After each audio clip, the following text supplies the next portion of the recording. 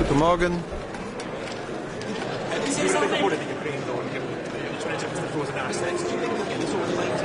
Sorry, didn't.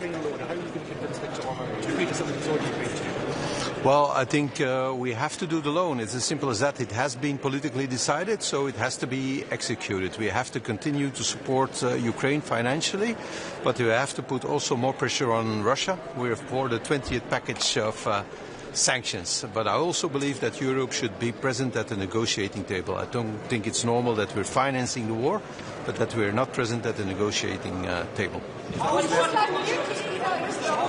Sorry?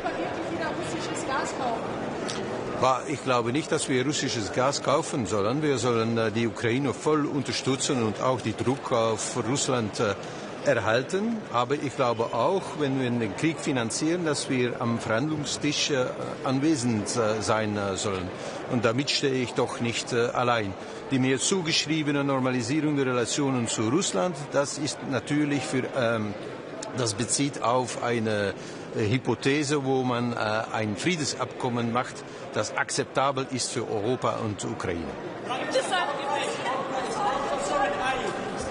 Well, energy prices is the top priority. It was already, before the war in the Middle East, the absolute top priority of my agenda and I think the European agenda. And this has become all the more present, urgent after the events that we have been witnessing in the Middle East.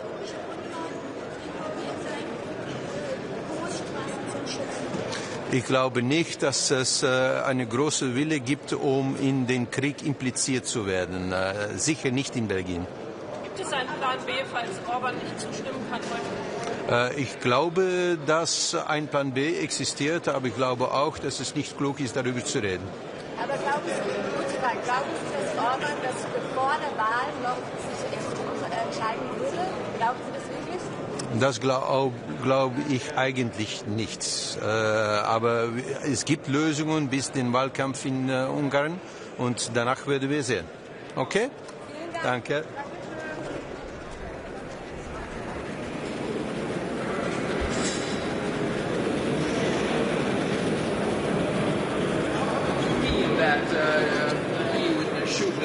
Initiate diplomatic connection with Russia again, and how would you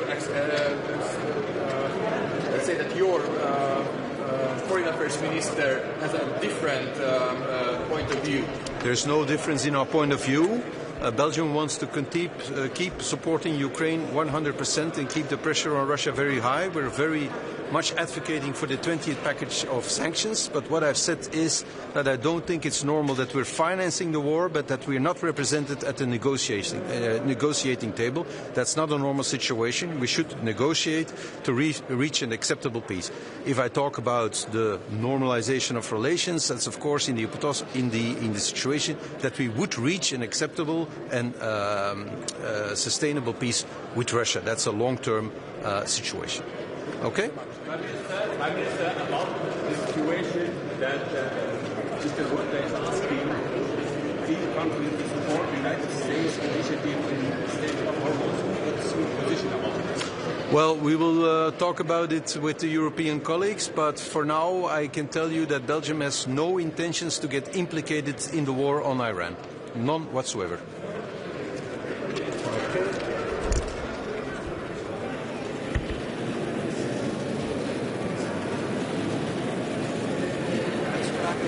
Rusland, heeft u de indruk dat u een en ander heeft komen uitleggen? Eigenlijk niet. Als je de dingen goed contextualiseert, is er geen enkel probleem. Het gaat over een hypothese nadat wij een vredesverdrag bereiken. Ik vind het gewoon niet normaal dat je een oorlog financiert en niet onderhandelt. Er wordt onderhandeld, wij zijn niet vertegenwoordigd, maar wij financieren die oorlog. Dat is toch niet normaal. En daarmee sta ik niet alleen. Ook Frankrijk heeft dat al gezegd, Italië heeft dat al gezegd, grote leiders hebben dat al gezegd. En natuurlijk, ik heb dan gefilosofeerd over, ja, als je vrede bereikt, wat moet je dan op lange termijn met Rusland doen? Eeuwig in vijandschap leven of streven naar een normalisering? Ja, dan moet je streven naar normalisering. Ik denk dat dat heel normaal is als je dat correct duidt. Ik heb dat net voor de internationale pers gedaan. Ik heb niet de indruk dat daar dan nog iemand een probleem heeft. Straks ook de Europese leiders daarover. Als ze mij er iets over vragen. Dus in het binnenland is dat een storm, maar ik weet niet of dat er in het buitenland veel meer is dan een rimpeling. U wou Rusland knuppel slaan met sancties. Dat wil ik nog altijd. Hè. Wij zijn absoluut voor het 20e pakket. Het is voor ons zelfs heel belangrijk, hè, want dat gaat ook over de servicing van olie en gas. Dus daar moeten we mee voortdoen. Hè. 100% steun aan Oekraïne, 100% druk op Rusland, maar ook onderhandelen. We moeten toch een strategie hebben om te onderhandelen. Het kan toch niet de bedoeling zijn van nog jaren die oorlog door te zetten, nog heel veel Oekraïnse levens op te offeren om dan uiteindelijk wat te doen, toch te onderhandelen. Dus dat vind ik niet normaal en daar sta ik echt niet alleen mee aan de Europese tafel. Maar is het niet Poetin die Europa niet aan onderhandelingsstraat verlegt? Dat is ook zo, vandaar dat je die druk op Rusland maximaal moet zetten. Maar je moet wel aan die tafel vertegenwoordigd zijn. Wij betalen 100% van die oorlog. Dat is toch heel eigenaardig dat ondertussen iemand anders onderhandelt. Het gaat daar onder meer over lidmaatschap van de Europese Unie. Maar we zitten daar niet. Ik vind dat een heel bizarre situatie. Over Viktor Orban. Gaat u tegen hem zeggen? Hij blokkeert de oplossing die we best hebben. Ja, dat niet acceptabel is. Hè. Dit is politiek beslist, dus dat moet nu uitgevoerd worden. Ik heb een heel groot aandeel gehad in het onderhandelen van die oplossing, dat kan ik u wel zeggen, ook met hem. Ja, pacta sunt servanda. Maar ik begrijp natuurlijk, daar is een kiesstrijd in Hongarije bezig. Ik denk dat je het in dat licht moet zien. En ik denk dat ook Europa het in dat licht benadert op de tijdlijn, als u begrijpt wat ik bedoel. Maar ik denk dat er oplossingen zijn, maar het is niet aan mij om erover te spreken.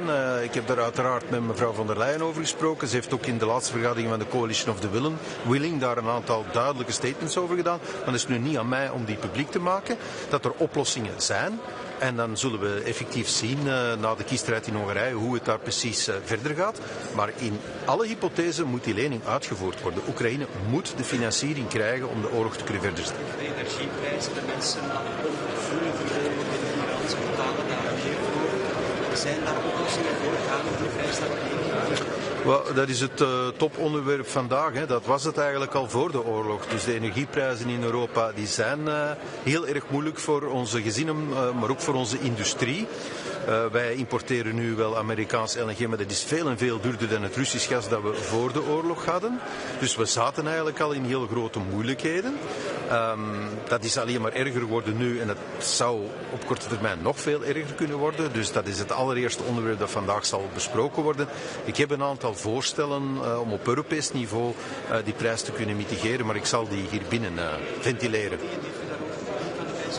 Ik heb net gezegd dat ik die binnen zal ventileren. Ik denk dat ik deze week al genoeg ideeën heb geventileerd die ik misschien beter binnen had geventileerd. Het akkoord over de gevangenis. De gevangenis. We hebben daar een reactie van. Gaat het eigenlijk wel iets oplossen? Ja, dat denk ik wel. Hè. We hebben denk ik op al die componenten heel goed doorgewerkt. Dus natuurlijk de proof of the pudding lies in the eating. Hè. Je moet die maatregelen van kracht laten gaan en dan kijken wat het effect is op de bevolking in de gevangenissen en dan monitoren of dat volstaat. Dus ik ben blij wel dat het akkoord is dat we ermee van start kunnen gaan. De beoordelende regering helemaal vastgestreken. Blijft het ook spannend? Ja, dat zijn moeilijke onderwerpen geweest. Hè. De meningen lopen erg uiteen. Wij zijn een coalitieregering van 5 partijen. Daar zit een heel breed spectrum op. Hè. In België is dat traditioneel zo. Dat wil zeggen dat geen enkele beslissing gemakkelijk is. Alles is moeilijk. Maar aan het einde van de rit is maar één ding belangrijk. Kan een regering nog beslissingen nemen? Ik denk dat we gisteren bewezen hebben dat we nog beslissingen kunnen nemen. En dat maakt mij optimistisch voor hetgeen dat er nu aankomt. Zijnde de laatste grote ronde in onze budgettaire sanering die we nog moeten doen. Oké? Ah oui, ah oui, naturellement, oui. Ah, oh, vous êtes sur le dernier rang, c'est incroyable ça. Il ne faut pas vous laisser faire par les Flamands. Hein. Sinon... On s'entend très bien. Ah oui, on s'entend très bien, oui. Il est en train de rigoler derrière votre dos, mais bon, mais vas-y. Aujourd'hui, vos propos sur la Russie font polémique, sont mal perçus. Est-ce que vous avez été incompris? J'ai pas vraiment cette impression. C'est assez clair qu'on veut continuer à pleinement soutenir l'Ukraine et à garder la pression maximale sur la Russie. On plaide pour le 20e package de sanctions sur la Russie et tout le monde le sait. Je trouve, ceci dit, que c'est pas normal qu'on n'ait pas représenté à la table des négociations. C'est quand même bizarre. On finance la guerre, c'est l'Europe et seulement l'Europe qui finance la guerre, mais on n'est pas représenté à la table des négociations. Et je suis pas le seul qui dit ça. Macron l'a dit déjà, Meloni l'a dit déjà. Il faudrait essayer d'être représenté à la table des négociations. Et les négociations, ça mène, à mon avis, à une paix durable, une paix équitable, acceptable pour l'Ukraine et l'Europe. Ce que j'ai dit sur les soi-disant normalisations des relations avec la Russie, c'est dans l'hypothèse d'une période qui est postérieure à arriver à cette paix acceptable. Donc je pense que c'est tout à fait normal. Et cette image, en tout cas, pro-Poutine qu'on essaie de vous donner, ça vous gêne? Oui, si on connaît mon histoire personnelle avec l'Ukraine, c'est un pays que je tiens au cœur depuis des décennies. C'est vraiment, comment dire, c'est difficile à comprendre qu'on me met dans la poche de Poutine quand on voit comment la Belgique organise son aide bilatérale à l'Ukraine. C'est incroyable ce qu'on dit. Tout le monde sait qu'on plaide pour une pression maximale sur la Russie. Donc qu'il n'y a aucun doute là-dessus. Justement, par rapport à la guerre en Ukraine, on sait que Viktor Orban bloque ces 90 milliards de prêts à l'Ukraine. Comment peut-on encore convaincre M. Orban de débloquer la situation, de retirer son veto? Oui, peut-être ce sera compliqué avant les élections en Hongrie. J'ai l'impression que ça fait partie de sa campagne électorale. Mais en tout cas, il faut exécuter les décisions qu'on a prises ici. C'est inacceptable de décider avec les leaders et d'après dire mais je ne suis pas prêt à exécuter ce que j'ai décidé. Donc voilà, j'ai négocié cette négociation, vous le savez bien. Je ne voulais pas savoir de la solution Euroclear, je l'ai bloquée. Mais c'est ce qu'on n'a pas tellement aperçu, que j'ai aussi joué un rôle énorme à arriver à la solution de du prêt à l'Ukraine. Et j'ai aussi négocié avec Viktor Orban là-dessus. Donc je pense que, comme on dit en latin, pacta sunt servanda. Mais peut-être il faut attendre les élections en Hongrie. Madame von der Leyen a parlé de cette situation pendant la dernière réunion des Coalition of the Willing. Et elle a dit à tout le monde, j'ai des solutions dans la poche pour continuer le financement de l'Ukraine. Et donc j'ai confiance en elle qu'on peut y arriver. Pour contrôler l'envolée des prix actuels, est-ce qu'il y a une piste, est-ce qu'il y a quelque chose qui sera évoqué par la Belgique? Est-ce que vous proposez un gel des prix? Oui, c'était déjà avant la guerre au Proche-Orient un sujet très important parce que les prix de l'énergie, ça pose un problème énorme pour l'Europe, certainement pour la compétitivité de l'industrie et certainement l'industrie intensive en énergie. Et cette industrie est très représentée en Belgique, donc c'est un problème majeur pour nous. Donc même avant la guerre, c'était déjà un problème énorme. Donc j'ai dans ma poche une liste de propositions pour le niveau européen pour s'en occuper, mais c'est mieux de les mentionner en interne. J'ai déjà assez dit à l'extérieur que j'aurais dit peut-être que j'aurais préféré de dire à l'intérieur. Le marché du carbone, par exemple, le marché du carbone, est-ce qu'il faut réformer? La réforme du système ETS, oui, je pense que c'est à l'ordre du jour. Il y a des différentes opinions là-dessus en Europe et je pense que, comme toujours, la Belgique peut-être faire des suggestions pour arriver à un compromis parce que notre pays, c'est le mini-Europe. Chaque opinion qui existe en Europe existe en Belgique. Donc on est toujours très bien placé pour voir où on pourrait trouver le compromis. Et j'ai des idées très concrètes là-dessus que je vais mettre sur la table. Est-ce que cette guerre au Moyen-Orient, c'est la guerre des Européens également? Non, on n'a pas commencé cette guerre. Il n'y a aucune volonté en Belgique pour être impliqué dans la guerre contre l'Iran. Et je pense que ça ne va pas changer, mais je vais en parler avec les collègues européens.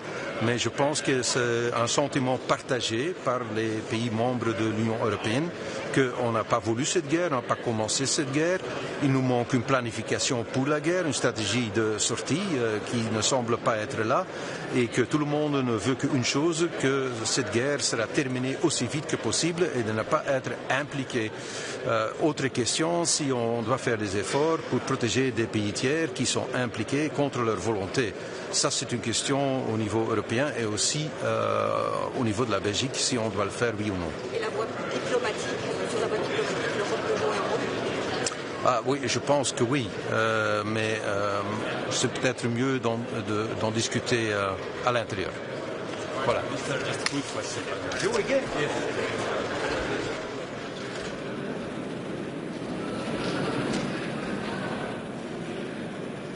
control this crisis and face the consequences? Yes, we are very worried about the energy crisis. We're already worried before the start of the war. Prices were too high, and this war has, of course, created another spike in the prices. And if that becomes structural, we're in deep trouble. And I think at the European level, some measures can be taken to address the problem of the high energy prices. I will have some propositions about that, but I will, of course, put them on the table inside and not tell them to the press. But I think, to give you one example, ETS reform is high on the agenda. Thank you, Prime Minister. Okay. Now, on the other side.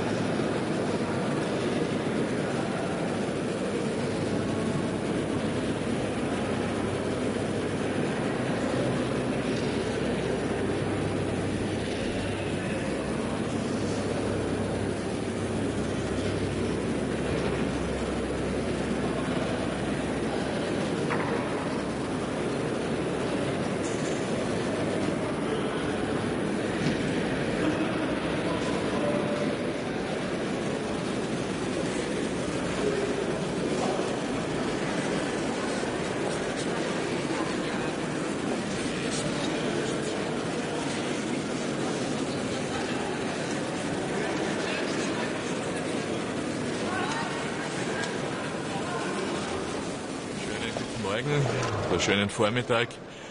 Der heutige Europäische Rat hat ja die Wettbewerbsfähigkeit im Fokus, aber natürlich ist in diesem Zusammenhang auch die Entwicklung im Nahen Osten eine, die uns beschäftigen wird, und auch die Auswirkungen, die diese Entwicklung auf die Wettbewerbsfähigkeit, vor allem auf die Energiepreise in Europa haben wird. Neben der Versorgungssicherheit wissen wir, dass die Energiepreise die Wettbewerbsfähigkeit maßgeblich beeinflussen.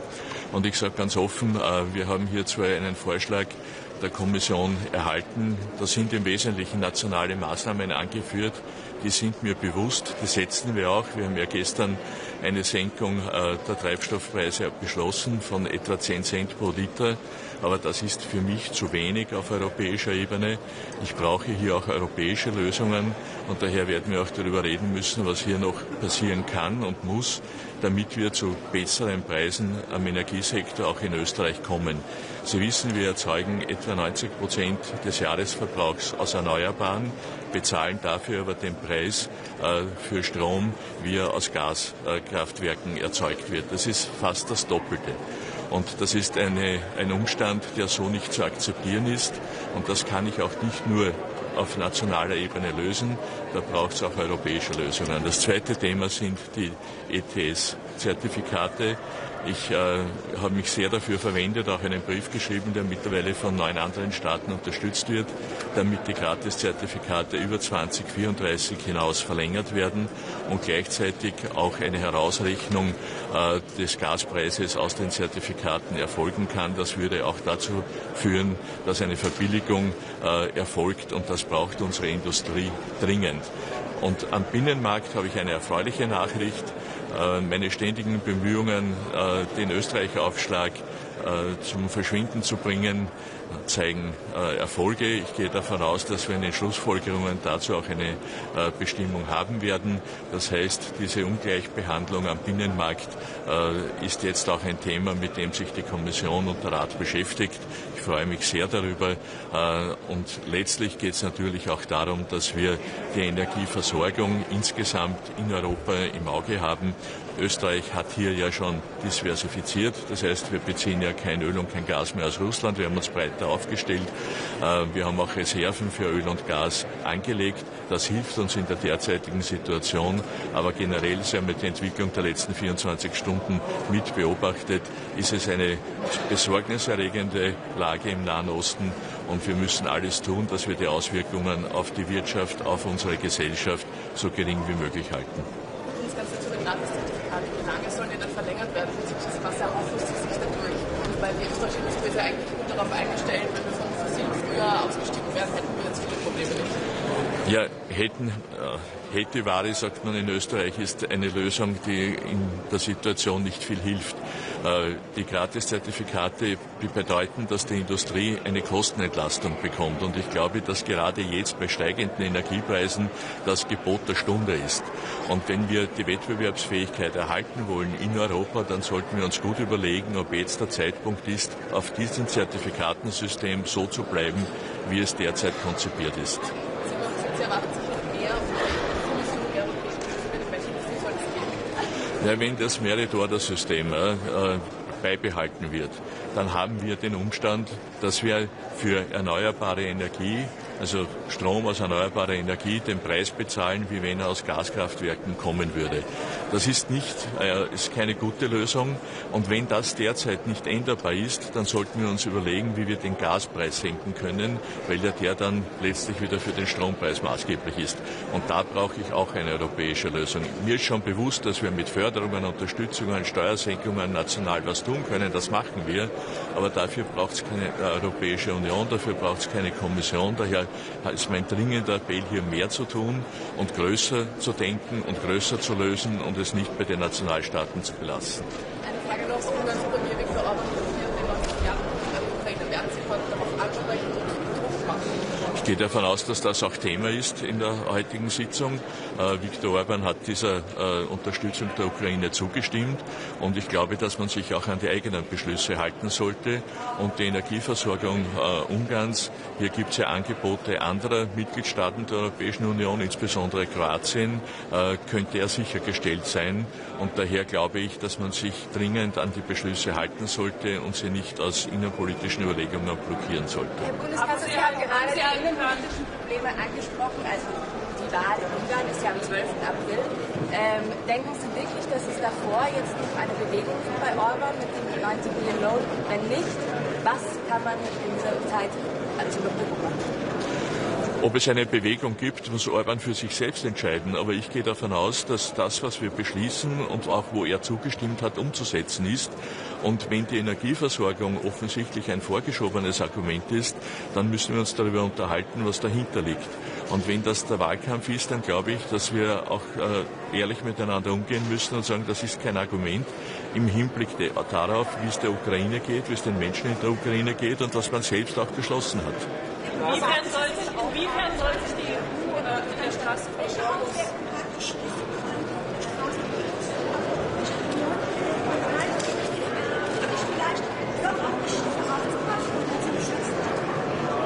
Also die Auswirkungen sind ja ersichtlich. Durch die Sperre der Straße von Hormuz haben wir zwei große Fragen, Versorgungssicherheit und Preise. Beides ist gefährdet durch die Entwicklungen im Nahen Osten. Ich kann aus meiner Sicht, ich bin Regierungschef eines neutralen Landes, ich kann nur aufrufen, dass man dringend die Angriffe auf die Infrastruktur unterlässt. Das lässt sich kurzfristig auch nicht wiederherstellen. Die Intervention in der Straße von Hormuz ist für Österreich sowieso kein Thema, so wie ich es aus Neutralitätsgründen, so wie ich es verstanden habe, geht es aber darum, dass die NATO-Staaten aufgefordert worden sind. Also es ist eine Frage der NATO, die ist auch eindeutig beantwortet worden. Auch die EU-Mitgliedstaaten haben dazu eine klare Meinung, dass sie sich in diesen Konflikt, der nicht von uns begonnen wurde, auf diese Weise nicht hineinziehen lassen wollen. Fürchten Sie eine Reaktion der Amerikaner in Form von Zöllen vielleicht, oder wenn Sie sich da nicht Die Handlungsweise der Vereinigten Staaten ist schwer vorhersehbar. Sie sehen ja auch in der derzeitigen Entwicklung im Nahen Osten, dass hier die Strategie schwer zu erkennen ist. Wie reagiert wird, weiß ich nicht, aber Europa und auch Österreich wird sich nicht erpressen lassen.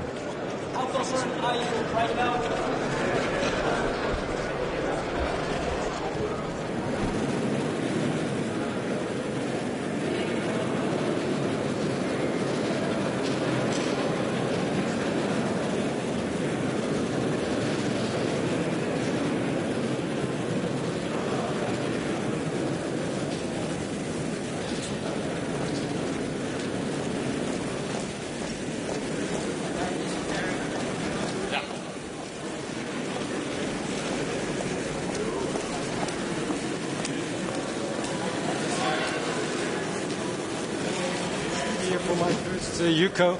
Europe is faced by some grave challenges with the war in Ukraine, the war in Iran, and it's time for us to step up and to do a better job for our citizens in terms of defense, in terms of a stronger economy. And I'm very much looking forward to be part of this family here and to do a better job for each and every one. Welcome. What are you going to bring to this It is obvious that Ukraine needs our full support to win this war against the Russian aggression. The loan is crucial to make sure that Ukraine can prepare for next winter. There has been decision making here on the European level, so I expect everyone to respect that. And I'm also very happy that the European Commission was able to find a technical way forward so that we can fix this pipeline issue so that this loan can get into effect as soon as possible.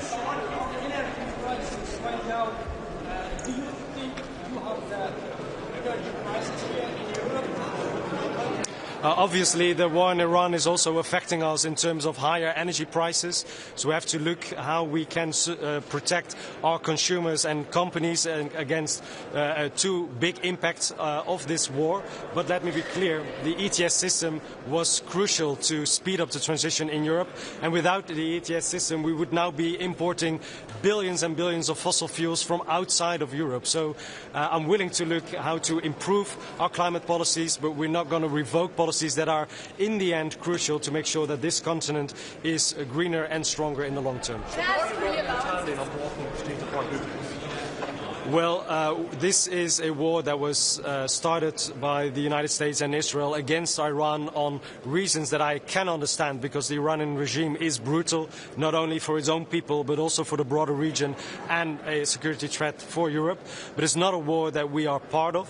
The Netherlands is ready, together with France and others, to protect the European partners. But at the moment, there is no clear indication that there is a proper proposal for a mission, and it's also at the moment too volatile to start a mission in the Strait of Hormuz. So we need to put focus on de-escalating of the war at the moment and then look on extra measures that Europe can take.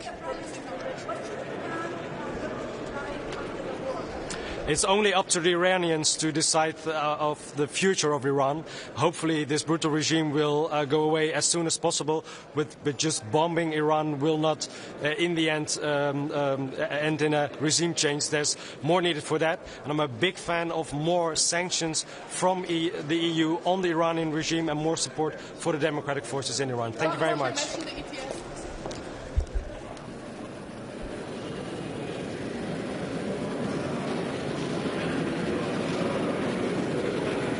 Uit om hier namens Nederland actief te zijn. Er is veel aan de hand in de wereld. Je moet meteen vol aan de bak. Zeker, er is een oorlog in Iran, een oorlog in Oekraïne en een hele grote noodzaak om ons Europa meer te doen aan onze veiligheid en een sterke economie, zodat we die investeringen kunnen betalen. De afgelopen dagen is de gasprijs verder omhoog gegaan.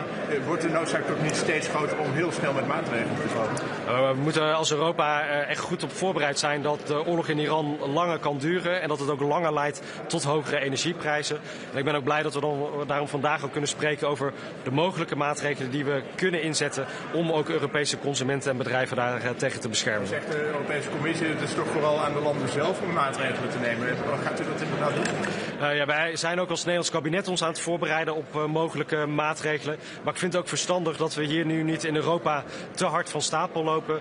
Omdat dat ook kan leiden tot maatregelen die goed zijn voor andere EU-landen, maar slecht zouden kunnen uitpakken voor de Nederlandse energietransitie en ook voor de rekening die Nederlanders betalen. Het gaat over Iran, het gaat over energieprijzen. Hoe pijnlijk is het dat Oekraïne naar de achtergrond lijkt te gaan? En dat is pijnlijk en ook onacceptabel, omdat de Oekraïners al nu het 5e jaar ingaan van een verschrikkelijke oorlog tegen Rusland. Ze hebben onze steun nodig. Een deel van die steun wordt nu geblokkeerd door Hongarije. En daar moeten we vandaag ook weer klip en klaar over zijn.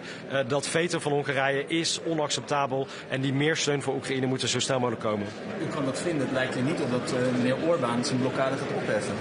Nee, maar gelukkig vinden we dat ook wel echt collectief. Dat ook Hongarije nog niet zo heel lang geleden heeft ingestemd met extra steun voor Oekraïne. En we gaan hem ook aan die afspraak houden. Heeft u een plan B?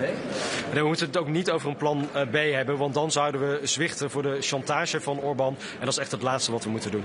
De wapens voor Oekraïne, daar lijkt wel echt grote zorg over te ontstaan. Oekraïne kan straks veel moeilijker aan wapens komen. Ja, we zien door de oorlog in Iran dat daar heel veel wapens de lucht in worden geschoten die eigenlijk ook in Oekraïne hard nodig zijn. Dus hoe kunnen we onze partners in het Midden-Oosten helpen om met simpelere technieken zich te verdedigen tegen de barbaarse aanvallen van Iran, zodat er ook hulp overblijft voor Oekraïne, zodat ze ook weer klaar zijn voor de volgende winter en zich kunnen blijven verdedigen tegen de Russische aanvallen. Tot slot, het is uw eerste top. Wat betekent dat? Het is bijzonder om hier op een eerste top te zijn, maar ik heb er ook wel heel veel zin in om nieuwe energie te brengen in deze raad, maar ook wel met een hele duidelijke boodschap. Je kan als Europese leiders de hele dag klagen over wat er in de rest van de wereld gebeurt, of je gaat zelf even wat beter je best doen om voor alle Europese inwoners gewoon beter beleid af te leveren. Wat gaat u zeggen tegen Viktor Orbán? Ik heb hem de afgelopen week een paar keer via de app gesproken. Daar is duidelijk, we agree to disagree. Maar dan geldt ook in de Europese familie dat je daar wel met elkaar het gesprek over voert. Ik zie hem zo meteen bij het migratieontbijt voor het eerst ook in deze nieuwe rol. Wat vindt u van de relatieve winst van de lokale partijen, laten de landelijke partijen ontwikkelen? En wat vindt u van de winst van Forum voor Democratie, vooral in gemeenten waar ACC's ten opzichte staan? Waar zit dat? Nou, allereerst denk ik een groot compliment naar al die lokale partijen die inderdaad een hele goede uitslag hebben neergezet. Ik ben blij dat D66, maar ook de andere coalitiepartijen het heel netjes hebben gedaan. Op een aantal plekken ook zetels hebben gewonnen of zelfs de grootste zijn geworden. En inderdaad, in een aantal gemeentes heeft het migratiedossier... Nem spekulálunk, majd ha megjött az olaj, akkor megoldódik a helyzet. Addig nem. Tegnap este azt mondta Dunaújvárosban, hogy csatába indul. Mit tekintene győzelemnek? Ha hazajutok.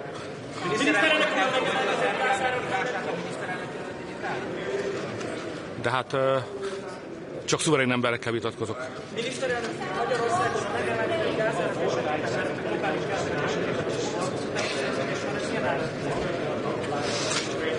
Ezt szeretném megtudni majd a mai tanácskozás végén, mert a mai tanácskozás az arról szól, hogy fenyeget egy olajvilággazdasági válság, ami legsúlyosabban Európát érintheti, és ma azt kell megvitatnunk, hogy ezt hogyan védjük ki. Magyarországnak megvannak a saját nemzeti eszközei, de nekünk európai megoldásra is szükségünk van.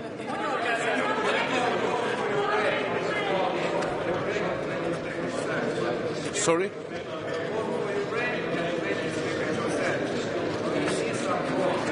No.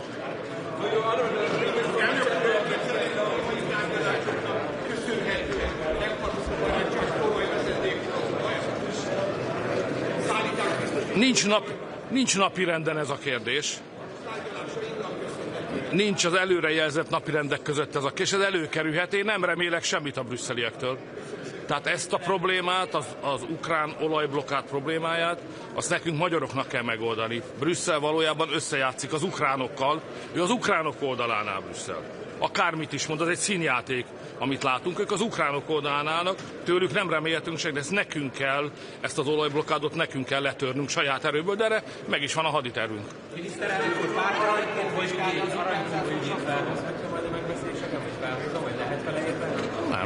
Nem tartozik senkire, egy nemzeti ügy. Miniszterelnök úr. Nem. Miniszterelnök úr, pártelnökként vizsgálja, hogy a Fidesznek mit köze volt az ukrán zászlós akcióhoz, a Tisza. Nem vizsgálok semmi ilyet, mert a kérdést is nevetségesnek tartom. Hát a Tisza párt európai parlamenti képviselői itt szoktak ülni ukrán mezbe. Hát ők ukrán mezben vannak, nem mi adtuk rájuk. Tehát az, hogy ők ukrán pártiak, ukrán mezt hordanak, otthon vagy nyilvánosan ukrán zászlót lengetnek, azt szerintem minden magyar számára nyilvánvaló, nincs ezen mit vizsgálgatni. Parancsolja? Tessék? Volt már ilyen, rosszul jöttek ki belőle a németek, ne csinálják.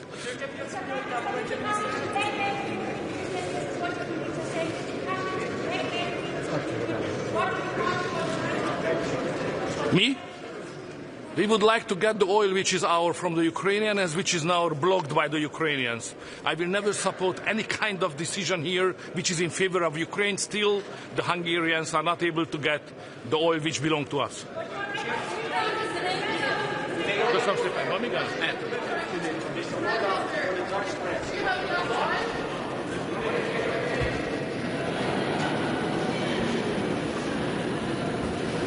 Change your mind about the 90 billion euros for Ukraine? Will you allow Ukraine to get the money? No, the Hungarian position is very simple. We are ready to support Ukraine when we get our oil, which is blocked by them. Till then, there is no any decision which is favorable for Ukraine will be supported by Hungary here. Okay, but they are going to mend the Druzhba pipeline. Do?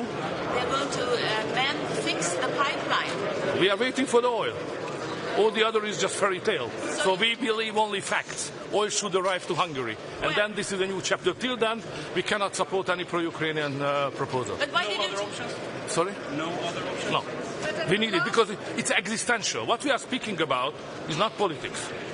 It's existential for Hungary, you know? You made a to get the oil, you promised in December. To get the oil is existential for the Hungarians. Without getting that oil, all the households in Hungarian companies will go to bankruptcy. So, you know, it's not a joke. It's not a political game. Zelensky should understand it, that this is not a game. This is absolutely existential for the Hungarians. Then you will also agree for formalization of accession talks to Ukraine and Moldova? No any pro-Ukrainian decision is supported by Hungary till the oil issue is not settled. Thank you.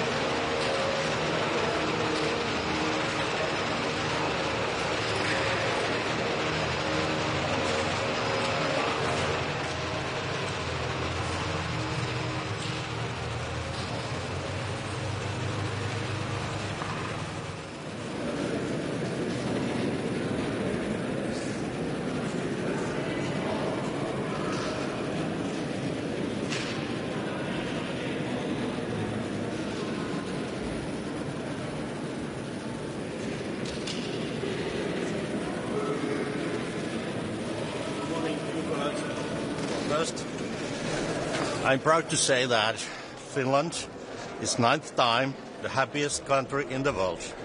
Suomi on maailman onnellisin maa 9. kerran peräkkäin. I'm happy about this, but I'm not happy about what is the situation in the world. The situation in Middle East is very concerning, and today we need to find a common European voice and our common position, how to react, what to do, how to respond. But we need to understand who benefits the most of this chaos and rising energy prices. It's Russia. Russia benefits the most. And that's why we need to continue the pressure against Russia, and we need to support and continue our strong support to Ukraine. They fight for us. They are fighting every day. The other issues, competitiveness and energy. On competitiveness in general, we need to go forward, strengthening single markets, finalizing investment and savings union, And I'm very happy about the conclusions, brave and forward-looking.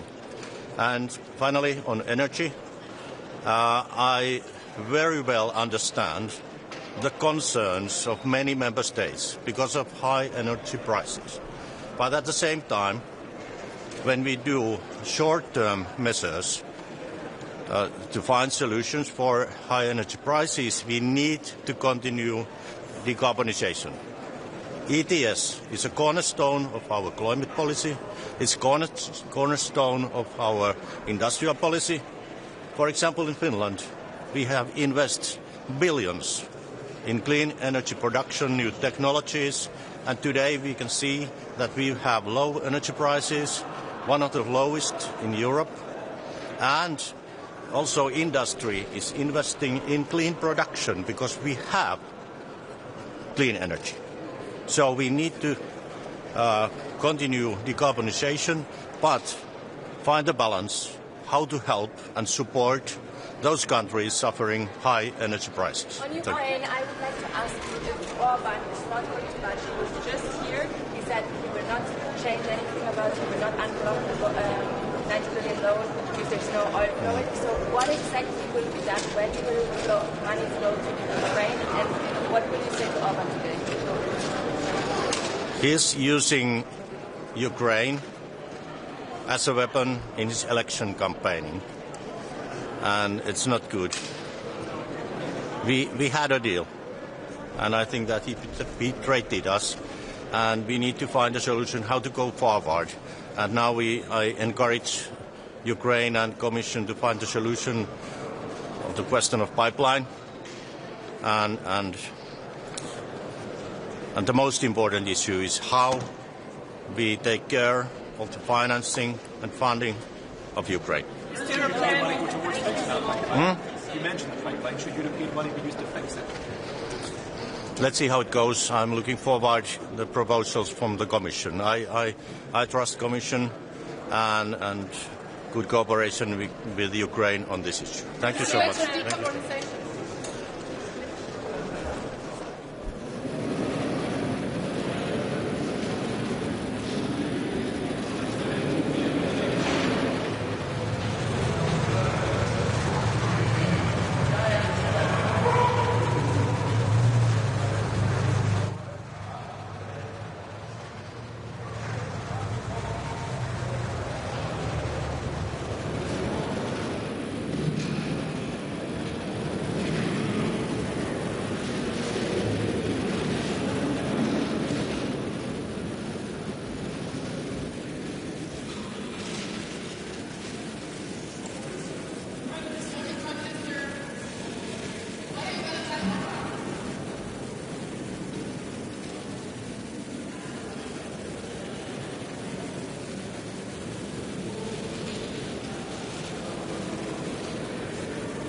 Varandra. Vi som är i normal längd, höll på att säga. Hörrni, det är en fullmatad agenda idag som ni vet. De viktigaste för vår del är ju Ukraina förstås. Både öka trycket på Ryssland. Det finns ett stort intresse för vad Sverige har gjort med 2 skuggflottefartyg som ni vet. På svenska territorialvatten där vi använder det faktum att de är sjöovärdiga och utan tydlig flaggning för att helt enkelt borda dem. Det är många andra länder som vill öka sina insatser också. Det andra är att öka stödet naturligtvis till Ukraina och då är de 90 miljarderna som står på spel just nu. Det är oacceptabelt av Ungern att blockera beslut som de en gång har varit med och fatta. Samtidigt så har kommissionen erbjudit hjälp för att laga en ledning för laglig rysk olja. Och jag hoppas att vi under dagen löser ut den frågan. Ingenting är viktigare än att de pengarna som Ukraina desperat behöver, att de kommer fram. Sen har vi ju hela frågan om energipriser. Det är ju följd av vad som händer i Iran som ni vet just nu, och vi har ju redan sänkt elskatten i Sverige. Nu går vi vidare med, vi vill ha möjligheter att också att själva ha rådighet över bränslepriserna. Det kräver ett formellt beslut i EU och dessutom möjlighet att utöka elstödet om vi i Sverige väljer att göra det. Sist och slutligen så har vi en diskussion som ni vet där en del försöker i praktiken lägga beslag på svenska flaskhalsavgifter som svenska elkonsumenter betalar för att det är olika priser i Sverige. Ingen har missat vårt mycket explicita nej till den saken. Jag tror att Ebba Busch var påtagligt tydlig häromdagen också. Det har inte förändrats utan vi kommer med näbbar och klor försvara svenska intressen i den frågan. Och den är inte avgjord än. Det är ungefär där de stora frågorna för svensk del ligger idag. Orban säger på väg in att oljan måste flöda igen annars blir det inga pengar till Ukraina. Alltså, vad kan ni göra för att övertyga honom? Alltså han utpressar nu Ukraina och hela Europeiska rådet. Min bestämda bild är att han gör det av inrikespolitiska skäl i Ungern. Jag tycker inte EU ska bli en bricka i ungersk inrikespolitik. Oljan i den ledningen, den är laglig. Man kan ha starka synpunkter och den borde användas överhuvudtaget, men den är inte olaglig, den bryter inte mot sanktioner. Kommissionen har erbjudit sig att hjälpa till att laga den ledningen. Sverige har också sagt oss vara beredda att medverka i en sån. Vi har personal på plats som skulle kunna hjälpa till i detta. Inte för att stötta Ryssland utan för att stötta Ukraina. Så om inte den här frågan avgörs idag då får Ukraina allvarliga problem och jag är rädd för att det är precis det som Ungern är ute efter. Finns det någon form av plan? Någon form av alternativ finansieringsmöjlighet? Ja, det finns ju överbryggningspengar naturligtvis. Det finns det alltid. Det finns en del pengar från IMF också. Men det stora stödet, det är EU-stöd. Och att detta ska hamna mitt inne som en bricka i ungersk inrikespolitik inför ett ungerskt val, det är vad Sverige tycker om det tror jag Ungern vet i det här laget. TV4. Vad ska du säga till Viktor Orbán? Du satt ju här och hörde honom lova en finansiering i december. Nu har han tagit tillbaka det löftet. Vad kommer du att säga till honom? Att Sverige är bland de många länder som står vid sitt ord. När vi fattar ett beslut på Europeiska rådet, ibland också kompromisser som vi inte tycker är perfekta, så står vi i det ordet även efteråt. Vi ändrar oss inte och sviker löften som är givna här. Framförallt inte när det så brutalt drabbar ett annat land. Så att det finns en mycket hög förväntan på att han under dagen ger Ukraina grönt ljus. När det gäller Iran så sker ju väldigt många otroligt obehagliga saker nu. Man har inlett avrättningar av politiska fångar. Sverige har ytterligare medborgare i fängelse. Hur ser du på utvecklingen och finns det någonting som EU gemensamt kan göra för de européer som av olika skäl är fängslade i Iran? Det är ju många europeiska länder som precis som Sverige har människor som sitter inte minst i Evin-fängelset, det berömda och ökända fängelset i Teheran där också Johan Floderus satt. Så att det är många som är engagerade. Jag tror alla förstår att möjligheten att just nu agera är begränsade även om vi alla gör det diplomatiskt. Så jag tror att vad som händer på marken i Iran de kommande dygnen kommer att avgöra också väldigt mycket ödet för ett antal europeer som europeer och europeer med iransk bakgrund som sitter i fängelse. Sveriges Radio. Orban sa till alla som vill höra här att olja och fixa allt det här. Det är ett löfte som alla liksom är det inte där man slutar på att man helt enkelt ger Orban det han vill ha och loss det här? Ja, men som jag uppfattar kommissionens arbete just nu går ut på att snabbt på plats vara med och reparera den ledning som Ryssland har saboterat och som just nu leder till brist på olja i Ungern och Slovakien. Jag har svårt att se att det borde finnas en ganska rimlig landningszon där. Så att så fort det beslutet är fattat så borde Ungern släppa sin blockering av stöd till Ukraina. Det är den pragmatiska lösningen som leder till att Ukraina får de pengar som behövs. Men där är vi ännu inte. Men är det ganska stor chans att det här löser ut? Det skulle jag hoppas att det är. Men sen tror jag det ligger många detaljer. Ska man tolka av någon bokstav att oljan ska flöda? Jag kan inte bedöma exakt hur lång tid det tar att laga en sån ledning. Men det är klart att den inte flödar samma dag som man åker dit för att börja reparera den. Så här kommer krävas en vilja att stå upp för givna löften om det här ska fungera. För annars är det Ukraina som blir lidande på detta. Men vi kommer medverka till en sån lösning. Att visa pragmatism just nu i syfte att rädda Ukraina, det är det rätt att göra. Förutom den här strategin att betona för Orbán vikten att hålla sitt ord, finns det andra S i rockärmen? Hur kan man sätta press på något? Alltså S i rockarmen, det Europeiska rådet är ju en forum där man fattar beslut i enighet. Och det var därför det var så viktigt det eniga beslut vi fattade om att bidra med de 90 miljarderna. Så att det beslutet är fattat. Så det finns liksom, man kan inte trolla med knäna här, utan det kräver enighet och det betyder att ett land kan blockera beslutsfattande även när det är väldigt olyckligt att det sker. Jag går över till Iran. Donald Trump har hotat att bomba världens största gasfält. Kan du kommentera det och berätta om ditt worst case respektive best case scenario? Det finns ju alla scenarier just nu. Det ärliga svaret är att ingen vet just nu vad som kommer att hända. Vi fortsätter förstås dela förhoppningar med väldigt många i Iran om att det här skulle kunna sluta med en bättre regim i Iran. Vi hade libanesiska politiker på ett möte i morse som beskriver hur Iran opererar i Libanon och är en extremt destruktiv kraft i hela regionen.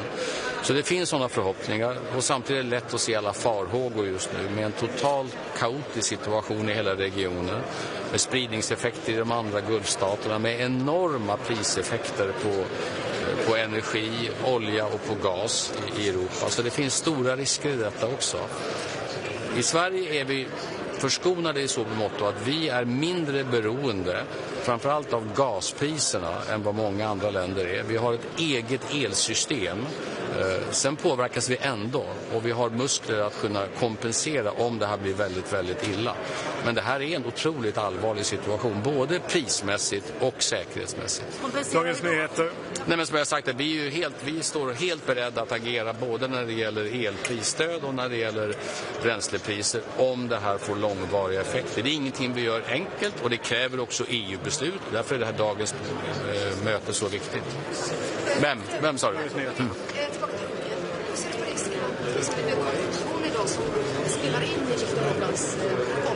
Ja, men det ska vi ju inte göra, alltså, av många skäl. Det första är att EU-länder har en god tradition av att inte lägga sig i varandras inrikespolitiska frågor. Vi lägger oss inte i varandras valrörelse. Jag tycker att det är en central kollegial princip, även om man tycker väldigt olika. Så jag tycker inte att EU ska bli en spelbricka i den ungerska inrikespolitiken. Det är viktigt. Men det betyder inte att vi inte ska naturligtvis pressa att givna löften ska hållas. Fattade beslut ska också exekveras naturligtvis. Om energi bara. Flaskhalsavgift. Kommer du ta upp det på mötet? Självklart. Hur många länder upplever du finns med det? Flaskhalsavgifterna är ju... I Sverige fattar vi det här, det gör man inte alla länder, för det är nästan bara Sverige som har detta. Därför att vi har följt EUs tidigare vilja att inrätta elprisområden. Det kan man idag diskutera hur klokt det var, givet att andra länder inte har gjort detta. Vilket i sin tur leder fram till en fråga hur mycket överimplementering av EU-regler som Sverige ska syssla med. Men det är en annan fråga. Så att vi har då stora flaskhalsavgifter som byggs upp. De använder vi för att bygga ut nät, men också för att kompensera svenska elkonsumenter, har vi gjort tidigare. Idén att andra länder som har överföringsproblem mellan sig ska lägga beslag på svenska flaskhalsavgifter, den är helt enkelt oacceptabel. Och det har vi framfört på alla tänkbara sätt. Och det kommer jag säga idag också naturligtvis.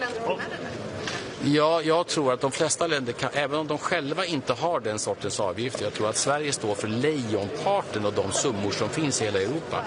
Andra länder kan nog ganska lätt förstå att om de hade byggt upp egna summor på grund av egna överföringsproblem, så hade de inte uppskattat om EU hade tagit de pengarna och lagt dem till investeringar på helt andra ställen. Det tror jag ganska många kollegor kommer att förstå. Så Dagens Industri sista. Energipriserna rusar ju på grund av Mellanöstern. 30% idag såg jag. Ja, vad ser du för möjligheter för EU att bidra diplomatiskt till att lösa den här konflikten på något sätt? Eller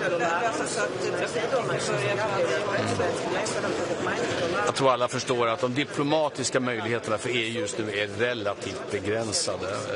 Både för att vi är mitt i ett pågående och allt att döma eskalerande krig just nu. Men också naturligtvis därför att det är ju inte så att det har saknats diplomatiska försök under mycket, mycket lång tid.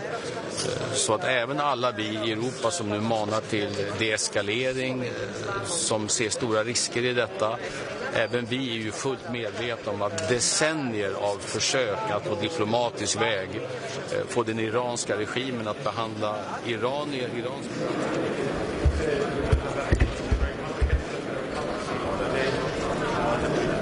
This evening is fluctuations of the prices of especially of the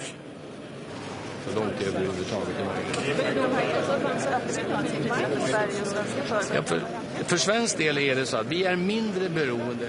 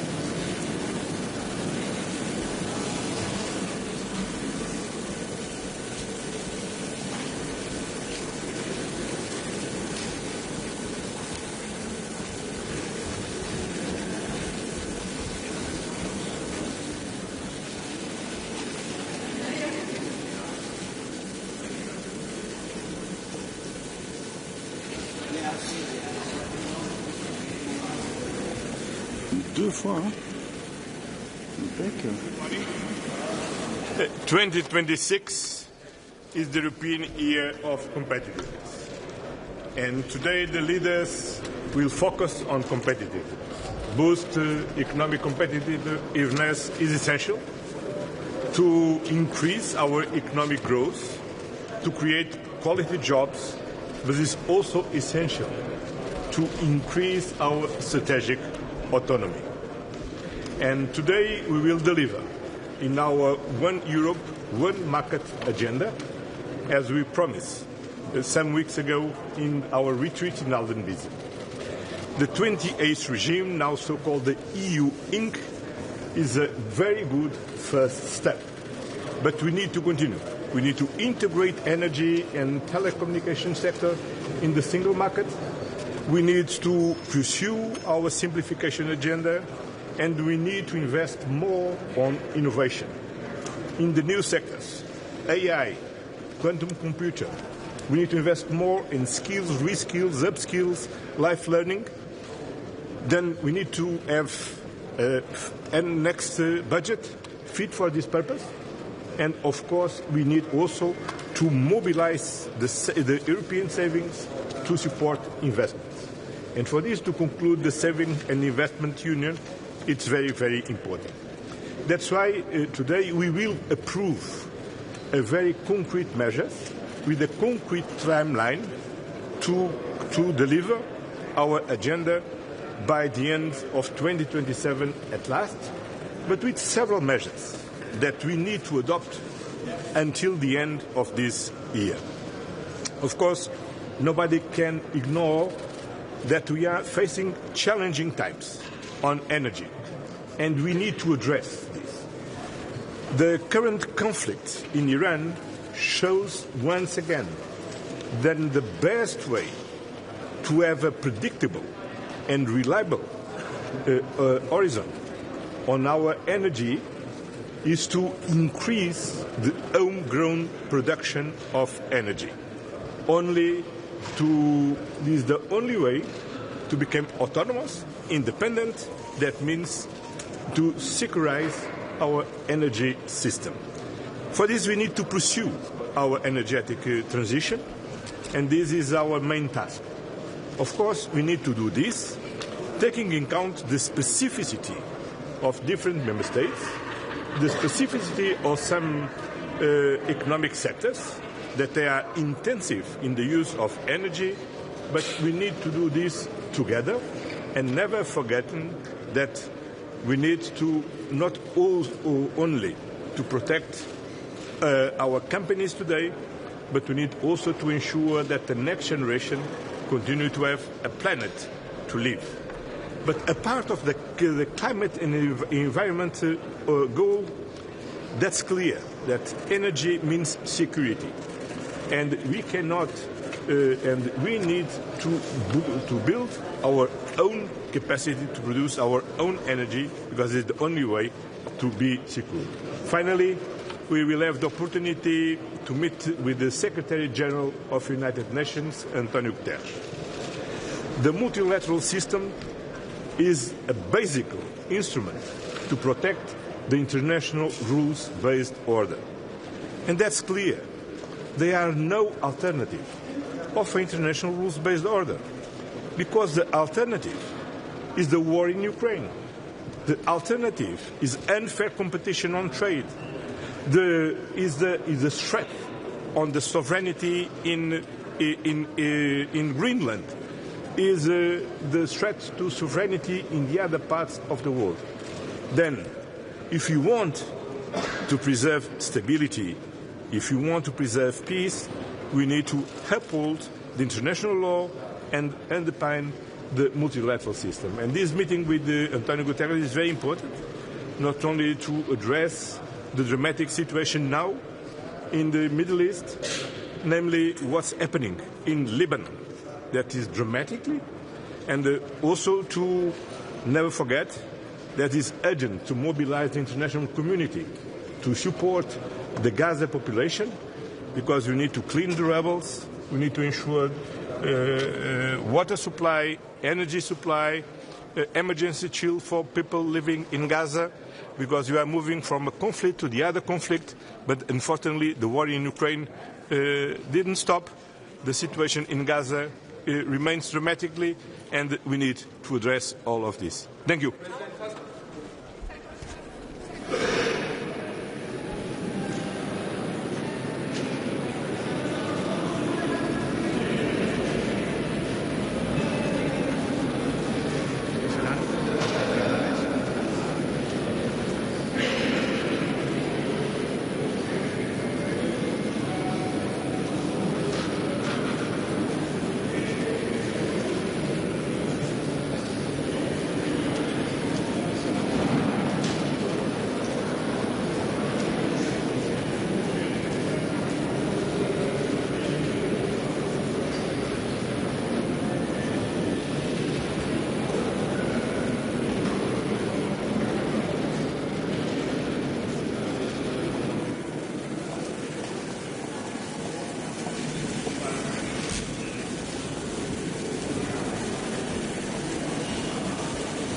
Last night we were celebrating, at least some of us.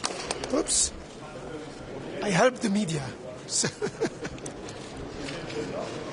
you can't get a better service like this one. So last night some of us were celebrating, many of us actually, of European leaders were celebrating the 50th anniversary of the European People's Party. And it reminded us what a marvelous project Europe is. It was created after the Second World War to have peace. We did the enlargement 20 years ago to strengthen democracy. And we often forget that because we have the European Union, we are living in peace and in democracy. And when I look at the world today, this is even more important than ever before. So we should, first of all, think about what we have achieved and what we have to defend. And therefore, I'm very concerned about the world around us. But I'm very confident that Europe, the European Union, can find a positive solution to many of these situations. We have a very worrying situation in the Middle East. This has an impact on all of us in security terms, in energy terms. But again, we have to, together, to protect our people, to make sure that we help each other, we help and protect our populations, and that is what we are doing, and that is why it's very good that we see each other today to exchange views on how we can move forward. Again, protecting the European project as a project of peace, prosperity and stability. We seriously we condemn the attacks on the Gulf states. I mean, these are countries that are our partners. We know them well. We depend on them for fossil fuels. And we do not like them to be attacked by Iran or by anybody else. And we must make sure that there's a de-escalation in the region. We also have to think of the Iranian people. They have suffered for 40 years. This situation probably cannot be changed by force, but we nevertheless need to keep them in our mind and to support them so that they can freely decide by whom they are governed, and certainly that this dictatorship in Iran finds an end. So diplomacy and support for the Iranians, for the Iranian people, is very important. We should also not forget Ukraine. So we have both in the Middle East and in Ukraine a terrible situation. And again, Europe is there to support stability and peace. And we will continue to support Ukraine. I look forward to listening to President Zelensky later on. They need to get the financial support, the military support, the humanitarian support, and we will not forget them. And in general, of course, I hope we also find sufficient time to discuss competitiveness, because if we want to have peace, stability, we also need to have an economy that works, that brings about the prosperity for our people, and therefore we must make progress on the capital markets union, we must make progress on the simplification, we must make progress on the new idea of the 28th regime, a more simple corporate law for companies. And I'm convinced that the three institutions will make progress on that in the coming months. So a lot on the agenda. All is a little bit linked, but again, Europe is a marvelous project, because without the European Union we would not have this peace and prosperity that we enjoy, while we want to spread it, and international law is of course necessary to have that peace and stability also around us, because without peace around us, our democracies, our stability, our peace is also threatened. We are not at war, but we are certainly not at a full speed peace as we would like to have it. Wie wütend sind Sie auf Herrn Orban, dass schon wieder ein EU-Vorhaben? I see the strengths of the European project, and I think that at 26, if somebody is blocking, we can always move forward. That's what we have done in the past, and we should focus on our strengths and not on the blocking factors. Do you think there will be a solution before the Hungarian election? I hope so. We will discuss that, and certainly we can support Ukraine also in the meantime. This is something that probably will be solved in the near future.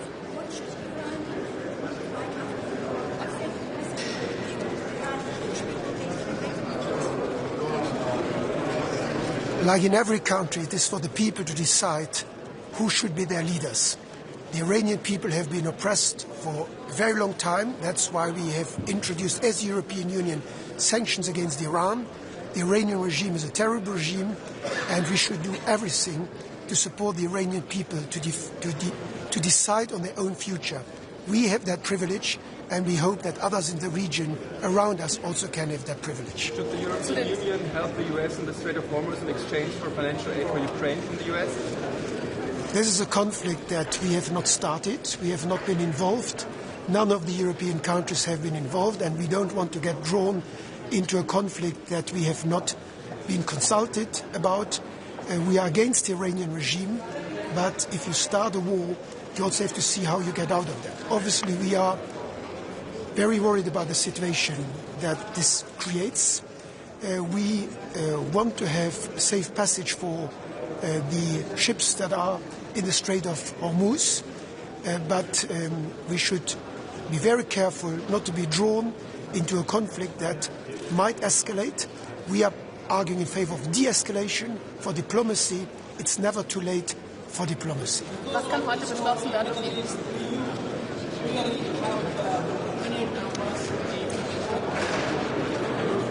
That depends on the length of the war, of the crisis. We see already now an impact on the prices, but for now we still have necessary reserves. It's also good that the summer is coming, so Europe needs less energy right now than it would need in the winter.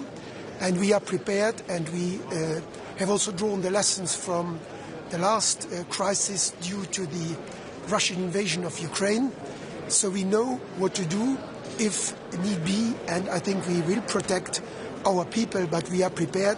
And I think it's again an important message to all of us to continue the production of renewable energy. I think a lot of countries, including my own, have made progress on that to become less dependent on fossil fuels. That we must continue independent of this war, but even more due to this terrible situation in the Middle East. Was können Sie heute beschließen, um diese Energiepreise kurzfristig runterzubringen? Also das war erneuerbarerweise langfristig. Ich glaube, man muss immer die langfristige Perspektive auch im Blick haben. Erneuerbare Energien sind absolut notwendig. Kurzfristig, glaube ich, sind die Maßnahmen vor allem auf nationaler Ebene zu suchen. In meinem Land, Luxemburg, haben wir diese Maßnahmen schon vor der Krise genommen. Wir haben die Steuern auf das Minimum gesenkt und wir haben die Netzkosten übernommen. Das hilft den Unternehmen, das hilft den Menschen. Und deshalb sind wir eigentlich schon als Luxemburg relativ gut vorbereitet. Und wenn noch notwendige Maßnahmen sind, dann, glaube ich, müssen sie gezielt dort eingesetzt werden, um den Leuten mit kleinen Einkommen zu helfen. Aber das sind in meinen Augen vor allem nationale Maßnahmen, die da spielen müssen. Vielen Dank. Danke.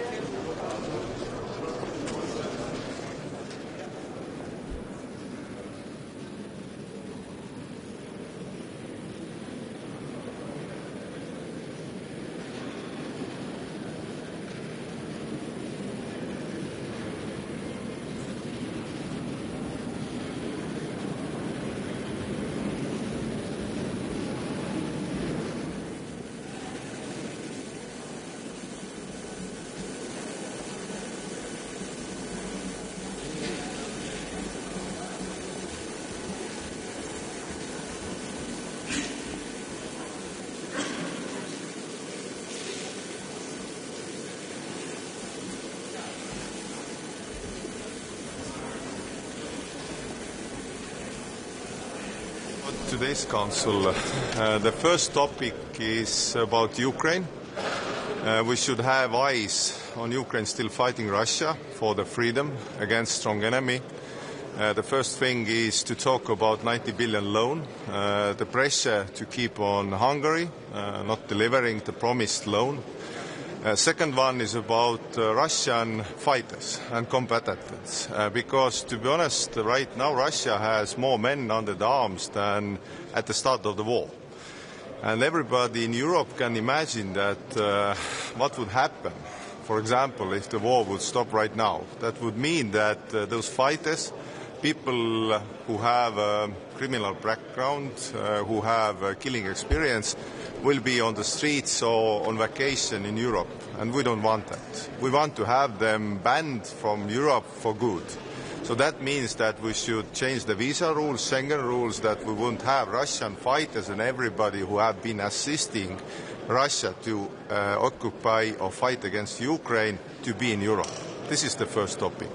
Second topic is about energy. Energy matters. That means that we need long time this kind of production. We need connections and everything, and we need stable prices also on ETS system. That probably will be a matter that we'll be talking about, because ETS 2 has been postponed also on our will, but ETS 1 and ETS system is also needing some kind of stability, so we are waiting for proposals and having our own. And third one is about competitiveness, because to be honest, European idea is to have a working one market, single market.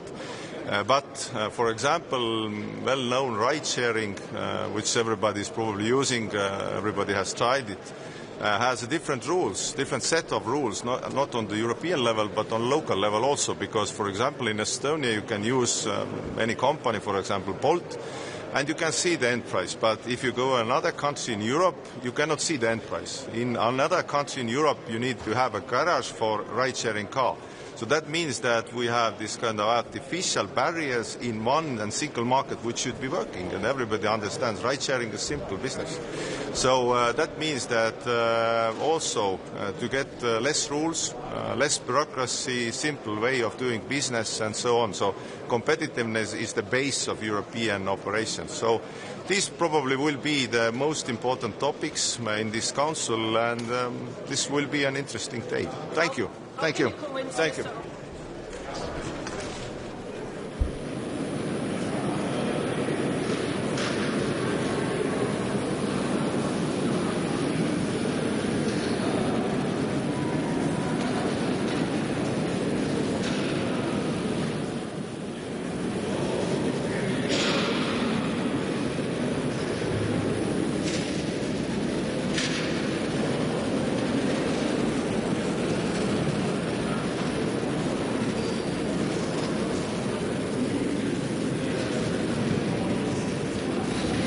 A long agenda today, of course, very important topics like energy and single market, but from my competencies it is of course what is happening in the Middle East and Ukraine. So first on Middle East, the Iran's attacks on Qatar energy infrastructure create further chaos, and it's clear that we need an exit from this war, not escalation. And that's why I've been also doing the diplomatic outreach to Iran to find different solutions. To be very clear, I talked to the minister before the execution of the Swedish citizen, so I was not able to raise that, but in my future calls I will definitely do that, also raise all the issues that we have. We have United Nations here today, and we are also working closely with them to find a safe passage for the ships via the Strait of Hormuz, because it's really a problem for especially Asia as well as Africa, that the oil, gas, but also fertilizers and food does not move from the Strait of Hormuz because it's not safe at the moment. Then, of course, Ukraine we will discuss today, and the big question in the room is the support loan. How can we proceed with the support loan that was agreed already in December by the leaders, and it's really time to show our support to Ukraine, because the war in the Middle East is connected to the war in Ukraine, and unfortunately Russia is gaining from the war in the Middle East. So that's why, I mean, exiting or ending this war is equally important to have a solution also for Ukraine that is not complete surrender to Russia. Do you think there'll be a solution to the Canadian election? Well, let's see. I'm not very optimistic, but I know that President Costa is really working hard to find a solution also with Viktor Orban. There are alternatives, but let's see how this goes, and really it also needs political courage from all of us. Do you expect new information from the technical issue in Ukraine that you can put in on the state? Well, if that helps to have a safe passage also for Hungary to say that they agree, but they have already agreed. That's the problem. Now they are taking their agreement back, and we also have a clause in our treaties that we are cooperating in good faith, and this is definitely not one of them. But the question for us is how can we really force the implementation of the agreement that we made in December. So how angry are leaders or also foreign ministers on Monday against Orban and Hungary? Well, foreign ministers on Monday were very strong in really pushing Hungary to agree and also provide solutions, because if they have an issue with the oil, their neighbor Croatia can also provide this oil. So it was a constructive approach, but I guess, in the time of elections, people are not that rational. Do you have a plan B, like maybe a coffee break from Mr. Orban? As I said, President Costa is working with solutions. I was talking to him yesterday as well, and let's see how we find a passage out. The German foreign minister said we don't know if the war in the Middle East will be over because the Israeli US they didn't tell us anything. So you know.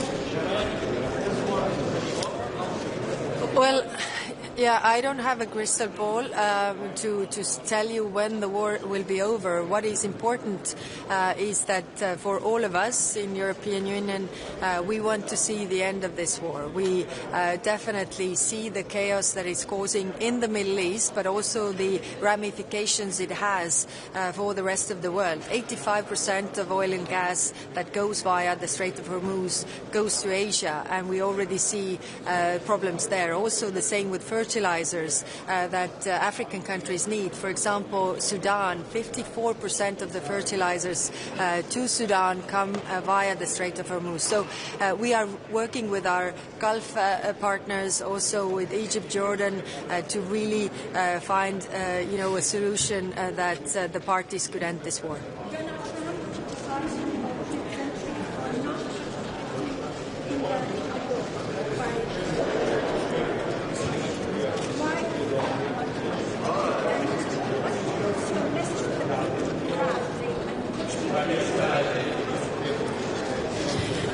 Yes, the discussions that we had on Monday with the foreign ministers were about our Operation Aspides, that is in the region already with the ships guarding the safe passage through the Red Sea. So the discussion was whether there is a wish to also expand this to operate in the Strait of Hormuz. There was no such wish because, the ministers were saying that we were not consulted. Some were even saying that we tried to convince us parties not to start this war, and we don't know what are the objectives of this war, and also there is no international law basis. If you think about using the force, for example, there are two cases, which one is self-defense and the other one is under the UN Security Council resolution. As there is no such thing at this moment, the member states do not have an appetite to go to this war. For the Iranian people, we have always supported the Iranian people, the civil society, so that they can decide for their own future. Of course, the regime has been very oppressive. There's a lot of human suffering for the Iranians, but it has to be Iranians that are able to decide for their own future. Thank you very much.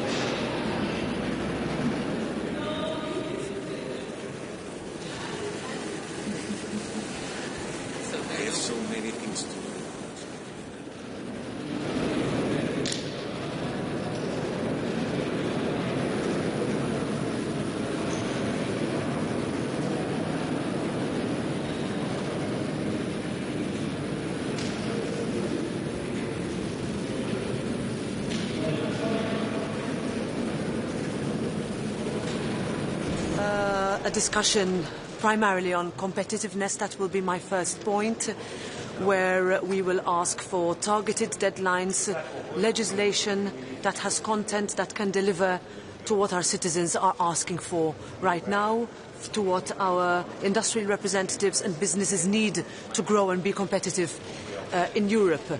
I will also say that speed cannot come at the cost of democracy or legitimacy. Parliament will never be a rubber stamp, and therefore we take our role as co-legislator extremely seriously, as we've always done, but more importantly than ever now as we go into this very high-intensity legislative phase.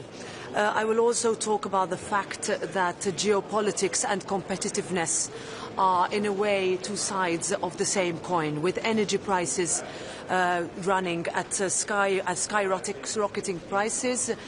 We need to first of all recognize that the efforts that we made to accelerate our connectivity between grids, to make sure that we have predictability with regards to storage and reserves, these decisions actually have helped us to also be able to take into consideration the constant shocks that we are seeing right now, especially with the closure of the Strait of Hormuz. We will also make the point that if we want to be independent, we also need to address the short-term concerns of our citizens. Rising prices will have a direct impact on their bills, and decisions that we take today in the European Council will send the strongest of political messages that our economic strength right now will also go into the courageous decisions that we will take for citizens to feel that their leaders are taking into account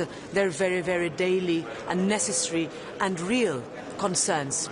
Lastly, on Ukraine, our economic strength as Europe needs to go towards further investment of our security, and therefore our constant, unwavering support for Ukraine and the appeal for the 90 billion loan to be resolved and actually go towards helping Ukraine win this war is something that I will make very clear towards the end of my intervention. Excuse me, say it again.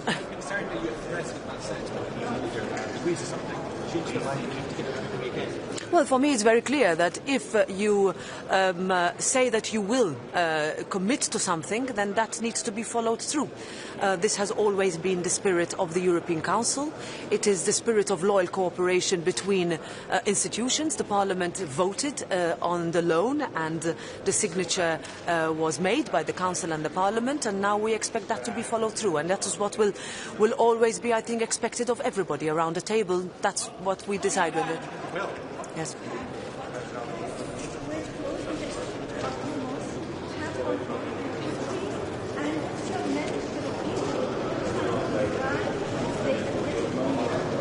Well, first of all, we will continue to ask for de-escalation.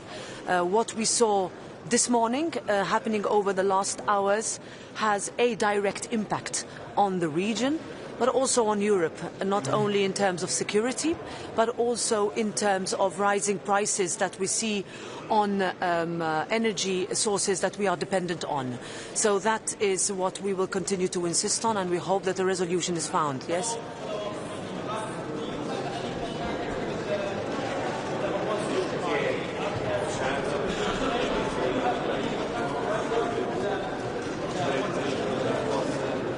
Well, there will be a meeting with opposition leaders in the European Parliament in April.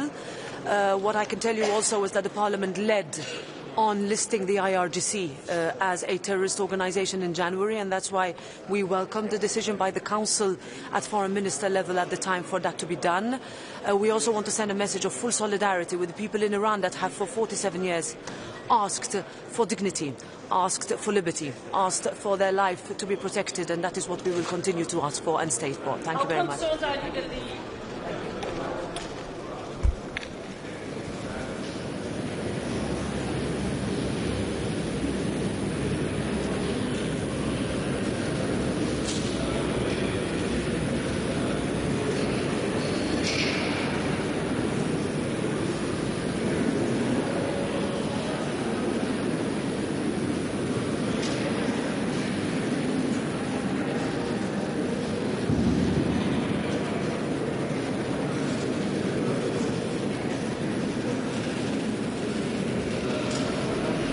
ste? Puno vas je danas. Može? Mogu ja reći par riječi? Evo, nalazimo se na početku još jednog redovitog Europskog vijeća. Prije toga imali smo sinoć 50. obljetnicu Europske pučke stranke sa nizom naših povijesnih aktera, veterana, lidera europskih institucija i šefova vlada. Bilo je vrlo zanimljivo čuti njihove poruke i na neki način iskoristiti to veliko iskustvo za upravljanje krizama i za buduće iskorake na europskom planu. Također, današnji sastanak bit će vrlo bogat i važan sa aktualnim temama. Prije svega situacija na Bliskom istoku, njene posljedice za europsku sigurnost, za europsku energetsku situaciju, ekonomiju, socijalne prilike i sve ono što ovako visoki rast cijena nafte. Vidjeli ste da je danas barel nafte negdje oko $116. Prije početka rata bio je 71. Utjecaj rasta cijena nafte i na tržište plina. Vidimo da je i plin koji je bio prije početka rata negdje oko 41 euro, sada se približava između 55, 56, ide prema 60. Sve to u nekoj kasnijoj fazi ima svoje reperkusije i na cijene struje. Stoga je i u pripremi ovog Europskog vijeća, u razgovorima koje smo vodili sa Europskom komisijom, naznačeno da moramo iskoristiti naše iskustvo iz vremena ruske agresije na Ukrajinu, kada smo reagirali brzo, stavili snažan europski okvir i donosili nacionalne mjere koje su očuvale socijalnu koheziju, zaštitile građane, zaštitile gospodarstvo, brojne institucije u kontekstu rasta cijena energenata. Stoga ćemo danas raspraviti što sve možemo učiniti zajednički na europskoj razini, a što ćemo raditi na nacionalnoj razini. Ja sam već izvijestio jutros kolege o mjerama koje je Vlada Republike Hrvatske poduzela odmah prošlog ponedjeljka i u pogledu smanjenja rasta cijena supera, cijena eurodizela, cijena plavoga dizela, ukapljenog naftnog plina za spremnike za boce. Mislim da smo tu amortizirali ovaj prvi udar. Taj rok od 2 tjedna ističe u ponedjeljak. Mi ćemo u ponedjeljak ponovo održati sjednicu vlade i ponovo reagirati kako bismo ovaj sada više nego očit trend rasta cijena nafte koji bi se prelio na rast cijena derivata ponovo limitirali što je više moguće u cilju zaštite naših građana i normalnog funkcioniranja hrvatskog gospodarstva. Pritom se vodimo sa 2 temeljna načela: osigurati sigurnost opskrbe naftnim derivatima i drugo, osigurati priuštivost cijene. U tom pogledu vidim da su mnoge zemlje krenule tim putem. Evo primjerice, naša odluka bila prije 10 dana, Italija je donijela svoju odluku jučer. Dakle, to govori o ispravnosti i pravovremenosti našega poteza. Budući da bi bez da je ovoga rata na Bliskom istoku bilo, naše mjere isticale one ranije 1. travnja, mi ćemo kao vlada razmotriti na koji način vidjeti s obzirom na planirani rast, da li ćemo mi te mjere produljiti, modificirati. U ovom trenutku i Ministarstvo gospodarstva i sve nadležne službe rade temeljite analize i po povratku u Brisel spremit ćemo se iz Brisela za Zagreb, spremit ćemo se za daljnje odluke.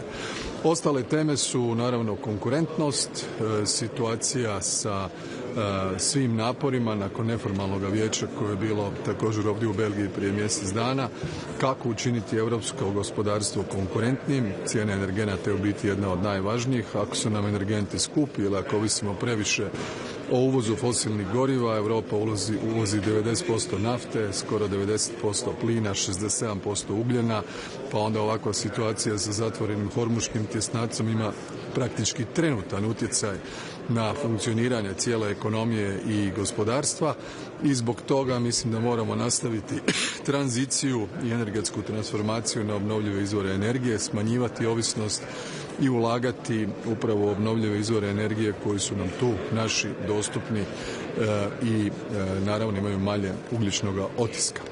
Razgovarat ćemo i o situaciji u Ukrajini. Kao što vidite, situacija je jasna u pogledu stava Mađarske koja nastoji sada onemogućiti već donesenu odluku o zajmu od 90 milijardi eura za Ukrajinu, o kojem smo postigli konsenzus u prosincu, od čega je 60 milijardi za obranu Ukrajine, 30 milijardi za funkcioniranje države u razdoblju 26-27. Razlog bi trebao biti štete koje su nastale u ruskim napadima na naftovod Družba. Ono što je u međuvremenu sasvim jasno, a to je ono što je Hrvatska tvrdila već nekoliko godina, MOL naručuje tankere koji dolaze u Omišalj, njih je 13 naručeno, svi su neruske nafte, od toga ih je 4 do 5 već iskrcano, putem JANAF-a transportirano prema rafinerijama u Sasa-Lombati i u Bratislavi. Ukupna količina nafte koja je otišla otprilike 1,5 milijuna tona u mjesec dana.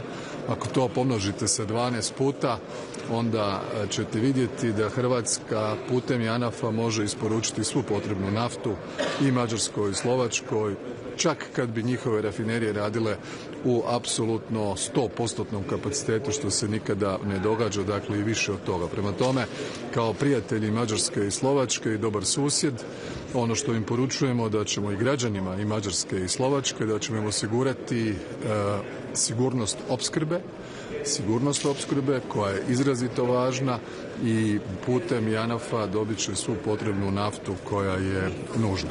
Ono što je smisao onih paketa sankcija i 2022. bila je da se da jedno vrijeme tranzicijsko, da svi de facto se reorijentiraju na naftu koja je ne ruskoga porijekla, a mi ovim dokazujemo da tu naftu možemo transportirati u nama dvije prijateljske zemlje. Evo, to je otprilike ono što je najbitnije, bit će još nekoliko drugih tema, ali Bliski istok, Ukrajina, konkurentnost su danas u fokusu.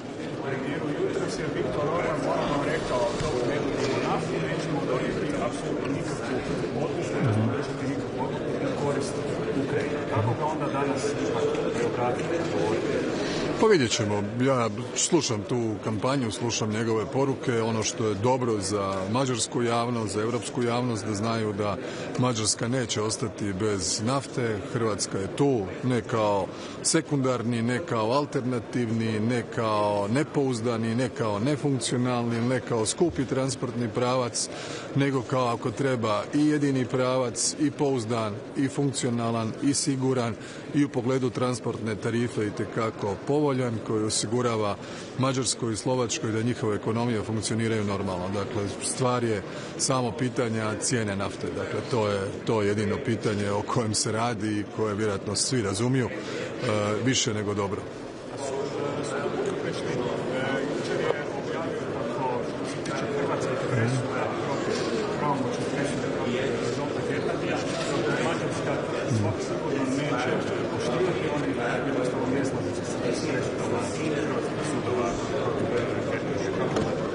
Ne znam ništa o tome.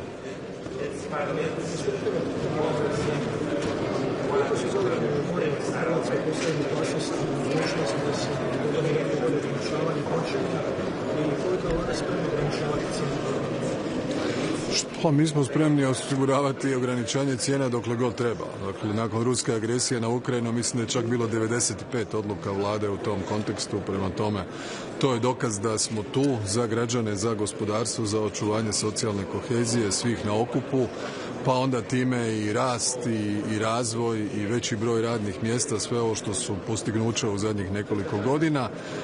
Što se tiče opskrbe, u ovom trenutku ima nafte, dakle ona se naručuje i pratimo u vrlo tjesnoj komunikaciji i koordinaciji sa INA-om čitav proces, tako da u ovom trenutku nema nikakvih problema kada je riječ o opskrbi.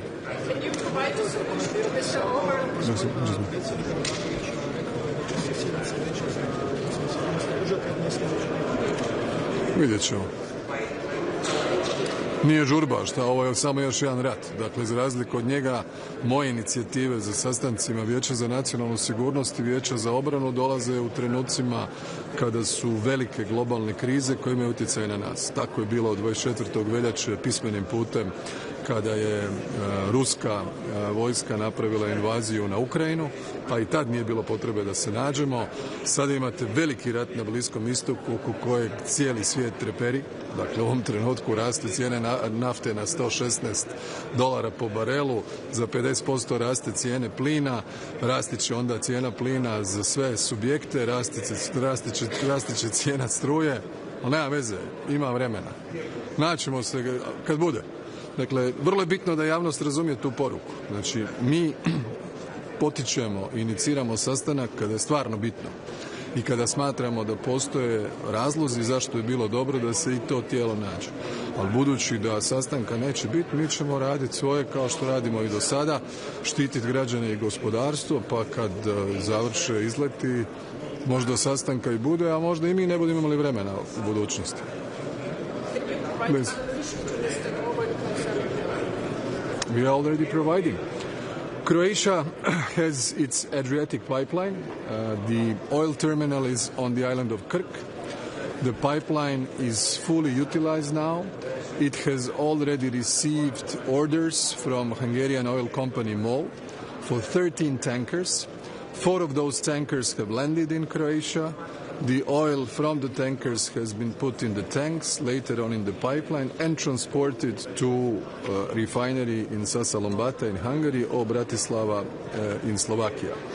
The capacity so far was 1.5 million tons, which means if you multiple in a month 1.5, multiple 12, it's very easy.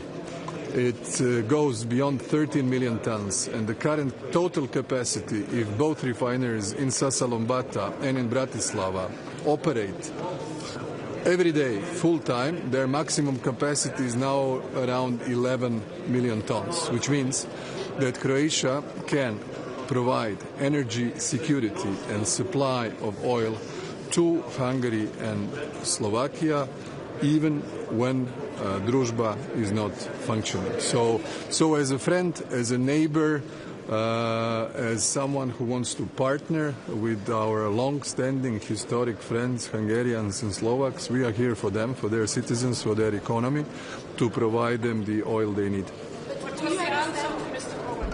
I'm sorry? What was the answer, Mr. Orban, provided to them? Well, everybody, he knows it very well. I mean, he knows that the oil is coming through Croatia to Hungary. It's not a secret. So do you understand why he's then blocking? Of course. So what is the reason? What is the reason? Yeah.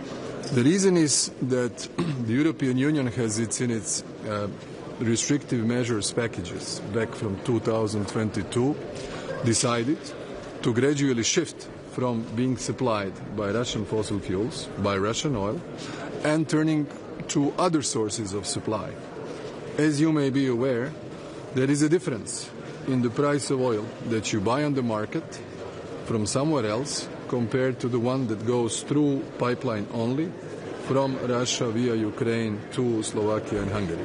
And the difference in price, they say, it's 30% less. So perhaps this gives you a pretty solid answer where the problem lies. Thank you very much. See you.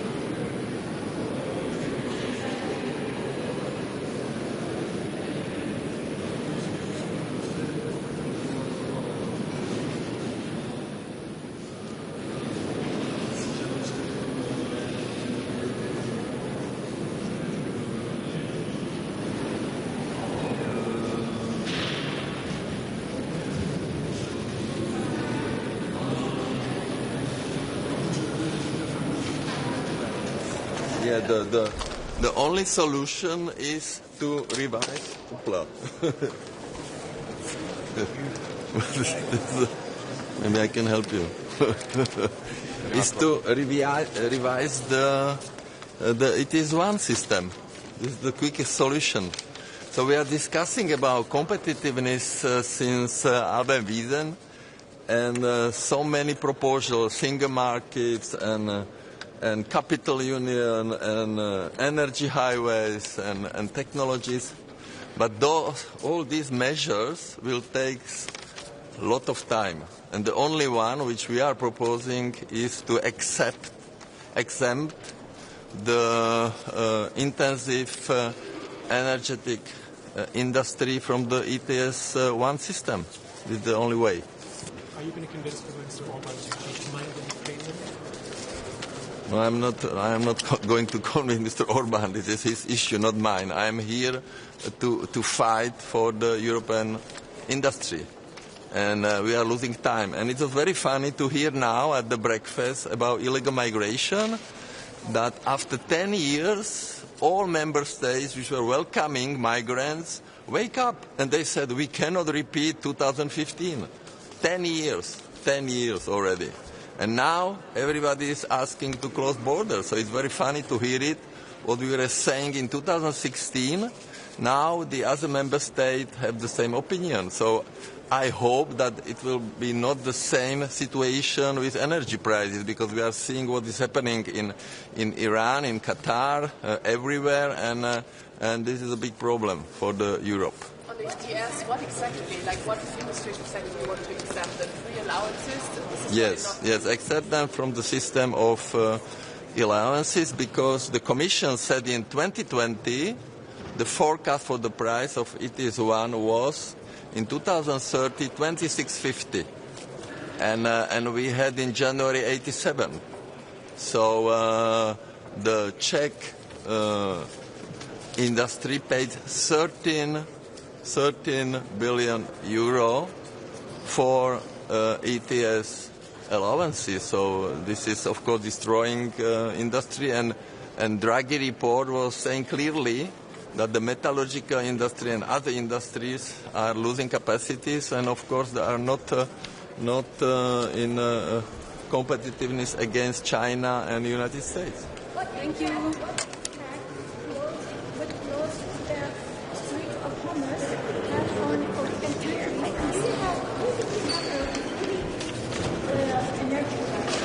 Of course we have, but you have to see how much cost the gas this morning or crude oil.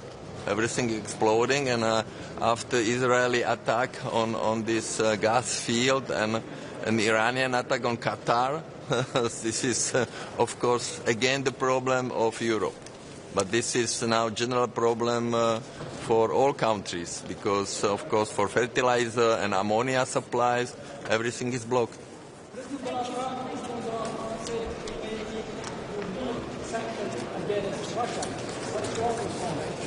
So we have to discuss it within, European Council has to discuss it. So we'll see. But what we want in any case is as soon as possible the revision of ETS1 system. And the forecast of Commission was completely wrong. And according to this forecast, we are now in the year of 2042. And this we can change quickly. So thank you. Thank you very much.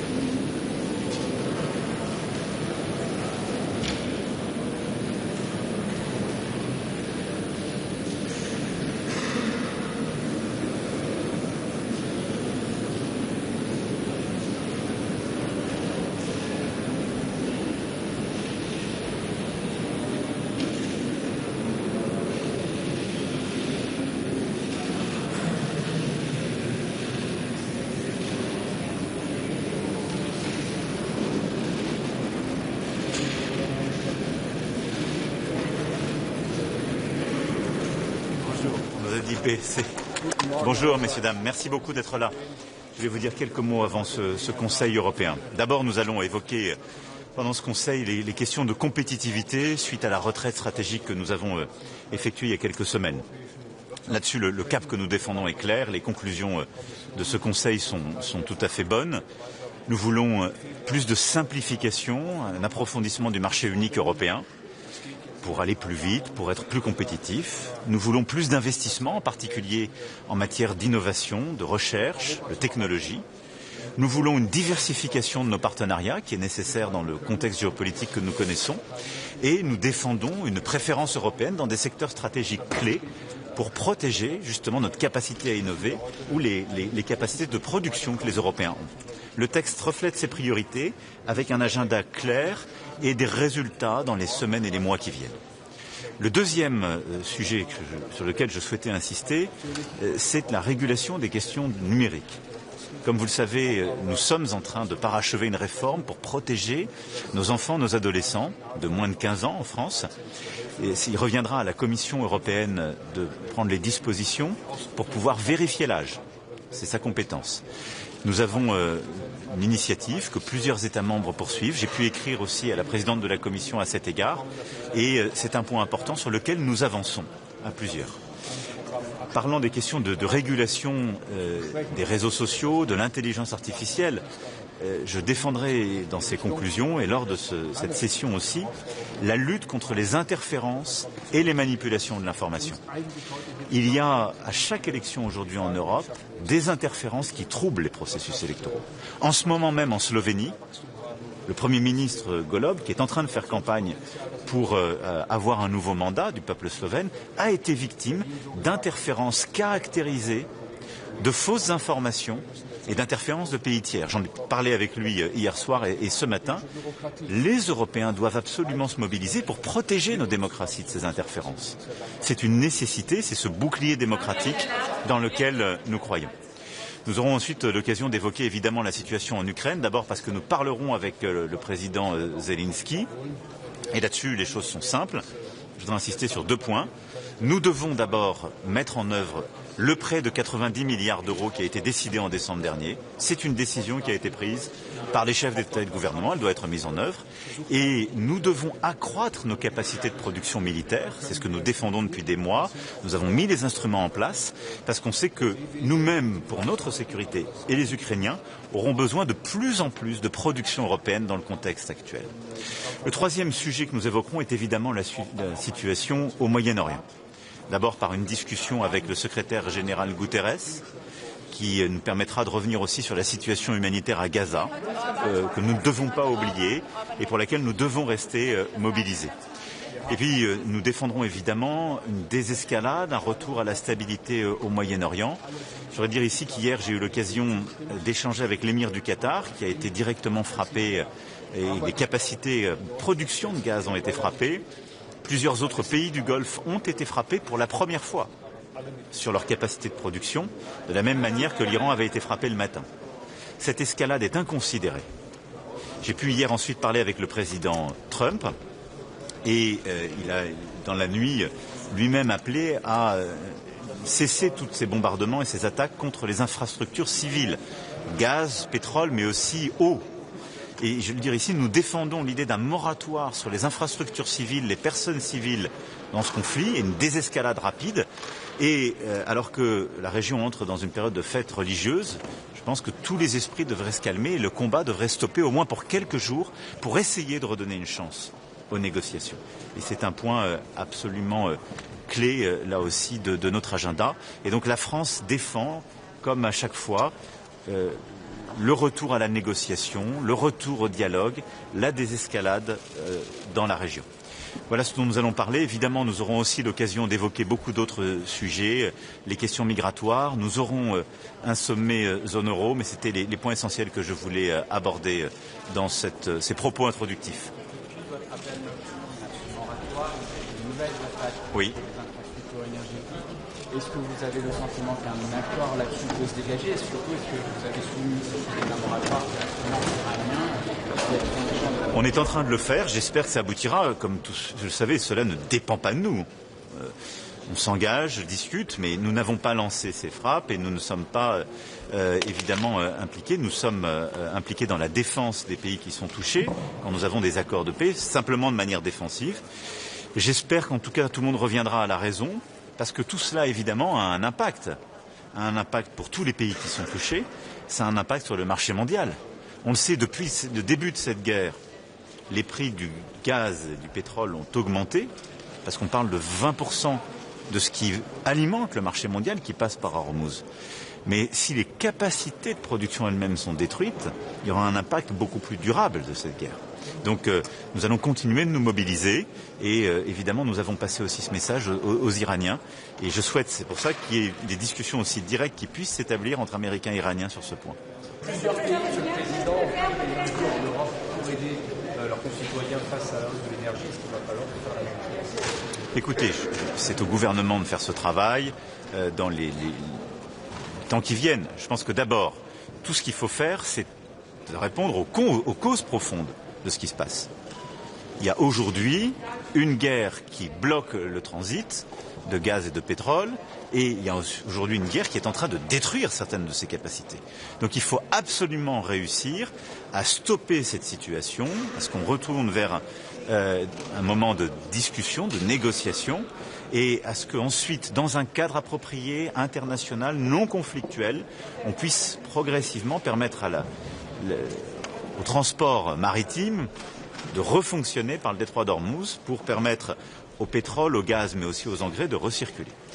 Ensuite, il y a les mesures qu'on peut prendre pendant cette période à court terme. On l'a fait en libérant des réserves stratégiques sur le pétrole et on va continuer de piloter cela finement en concertation. Donc c'est la coordination des États, à la fois qui produisent ou qui ont des réserves stratégiques. Ensuite, il y a les mécanismes qu'on peut activer au niveau européen. On va le faire cet après-midi en discutant justement de nos mécanismes pour trouver des flexibilités.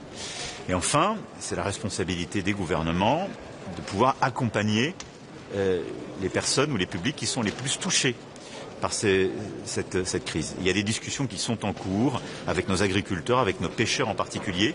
Mais ça, c'est au gouvernement de le piloter et qu'on viendra dans les jours, les semaines qui viennent, en fonction de l'évolution de cette situation, de pouvoir apporter les réponses qui conviennent. Est-ce qu'il faut changer les objectifs de stockage de gaz, Monsieur le Président ? Écoutez, aujourd'hui, il faut d'abord avoir une analyse claire de la situation. Il faut essayer au maximum de préserver, de sauver les capacités de production. Et il faut ensuite donner des perspectives claires sur la réouverture des voies de circulation. Et après, l'Agence internationale de l'énergie coordonne un travail dans ce sens.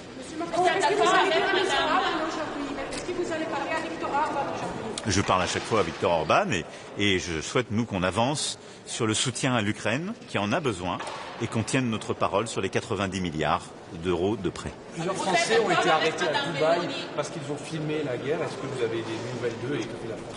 Nous sommes dans une discussion avec les autorités, évidemment sur le plan administratif et judiciaire, pour que leur situation soit réglée. Nous avons lancé les démarches avec notre ambassade et l'ensemble des équipes pour que nos compatriotes, d'abord que la situation soit clarifiée et que nos compatriotes puissent être justement libérés dans les plus brefs délais. Une question sur les municipales en France. Vous avez été accusé par un candidat socialiste à la mairie de Paris d'être intervenu personnellement sur la candidate Sarah Knafo pour qu'elle se désiste.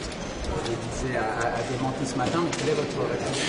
Écoutez, ces propos n'ont aucun sens. Ils déshonorent un peu la personne qui les dit comme ça à l'emporte-pièce, parce que c'est pas sérieux. Donc non, je ne connais pas Madame Knafo à titre personnel et je n'interviens pas du tout dans ces municipales. La discussion que nous sommes en train d'avoir montre que j'ai largement autre chose à faire. Donc les municipales doivent se tenir dans le cadre le plus respectueux, le plus républicain, mais tout ça est strictement faux et je crois n'est pas à la hauteur.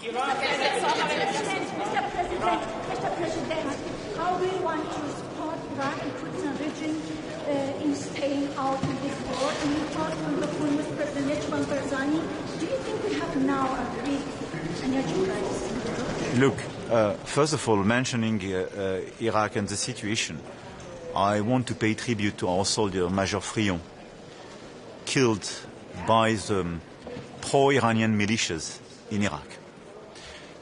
France is present in Iraq and has been present in Iraq since 2015 in order to fight against terrorist groups and Daesh and in order to support the Iraqi sovereignty. We are very proud of this commitment in Baghdad, in Erbil. I had the occasion to speak several times with President Barzani as well with Prime Minister Soudani. And we stand with Iraq and with its sovereignty and its territorial integrity. What we ask is total clarity in the fight against any militias targeting French people and French soldiers, because these people are targeting de facto the Iraqis' interests, and they are spoiling the interests of Iraqi people. Now, I really believe that Iraq should be apart from this war and preserved in this sovereignty, and all the groups interfering in this war are taking a great responsibility. Je vais répondre peut-être. Est-ce qu'il y a d'autres questions sur la situation? Je vais rejoindre. Je pense que le mécanisme dit ETS, en particulier ETS 1, est un bon mécanisme parce qu'il permet de faire la transition en préservant la compétitivité, donc il réconcilie nos objectifs de compétitivité et de climat. Il faut donc le préserver. Par contre, dans le contexte actuel, nous devons trouver des flexibilités, des souplesses qui nous permettent, dans l'environnement international que nous connaissons, de répondre à la crise. Mais il faut garder la structure, garder la philosophie, garder l'approche et ne pas perdre de vue justement ce qui est aussi important pour les Européens. Merci beaucoup, je vais retrouver mes collègues. Merci beaucoup. Pardon ? L'objectif, c'est d'apporter notre soutien plein et entier au peuple libanais, aux autorités libanaises. Et au fond, nos objectifs sont simples. Nous voulons aider le Liban dans son intégrité territoriale, sa souveraineté, sa sécurité. Pour ce faire, il faut aider les autorités libanaises, politiques et militaires, à reprendre le contrôle, à avoir le monopole des armes, comme l'a dit très clairement le président Aoun. Et donc, leur permettre d'orchestrer ce travail, de récupérer les armes, toutes les capacités, et de les enlever au Hezbollah. La deuxième chose, c'est ensuite de convaincre Israël que ce travail est à faire par les Libanais et les forces armées libanaises, et non pas en violant la souveraineté territoriale libanaise ou en bombardant le territoire libanais. Il y a des propositions, il y a un travail. Comme vous le savez, il y a un mécanisme de coordination qui existe avec les États-Unis et la France. Et c'est dans ce cadre, avec les États-Unis, que nous continuons de travailler et nous aidons le président Aoun, le Premier ministre Nawaf Salam, et nous sommes totalement à leur côté. Merci beaucoup. On a en tout cas avancé, moi je crois beaucoup à ce projet, je pense qu'il est pertinent stratégiquement. Et je vais vous dire, les armées françaises et allemandes pensent que c'est pertinent. Les industriels, je les ai vus, vous disent c'est pertinent. Ils n'arrivent pas à s'entendre. Notre travail, c'est de faire en sorte qu'ils s'entendent. Et donc on a décidé ensemble de lancer une mission de rapprochement d'Airbus et de Dassault dans les semaines qui viennent, qui doit se faire de manière calme, respectueuse, pour trouver justement les voies de convergence. Mais le cap stratégique est clair et il fait consensus entre toutes les parties prenantes. Merci beaucoup.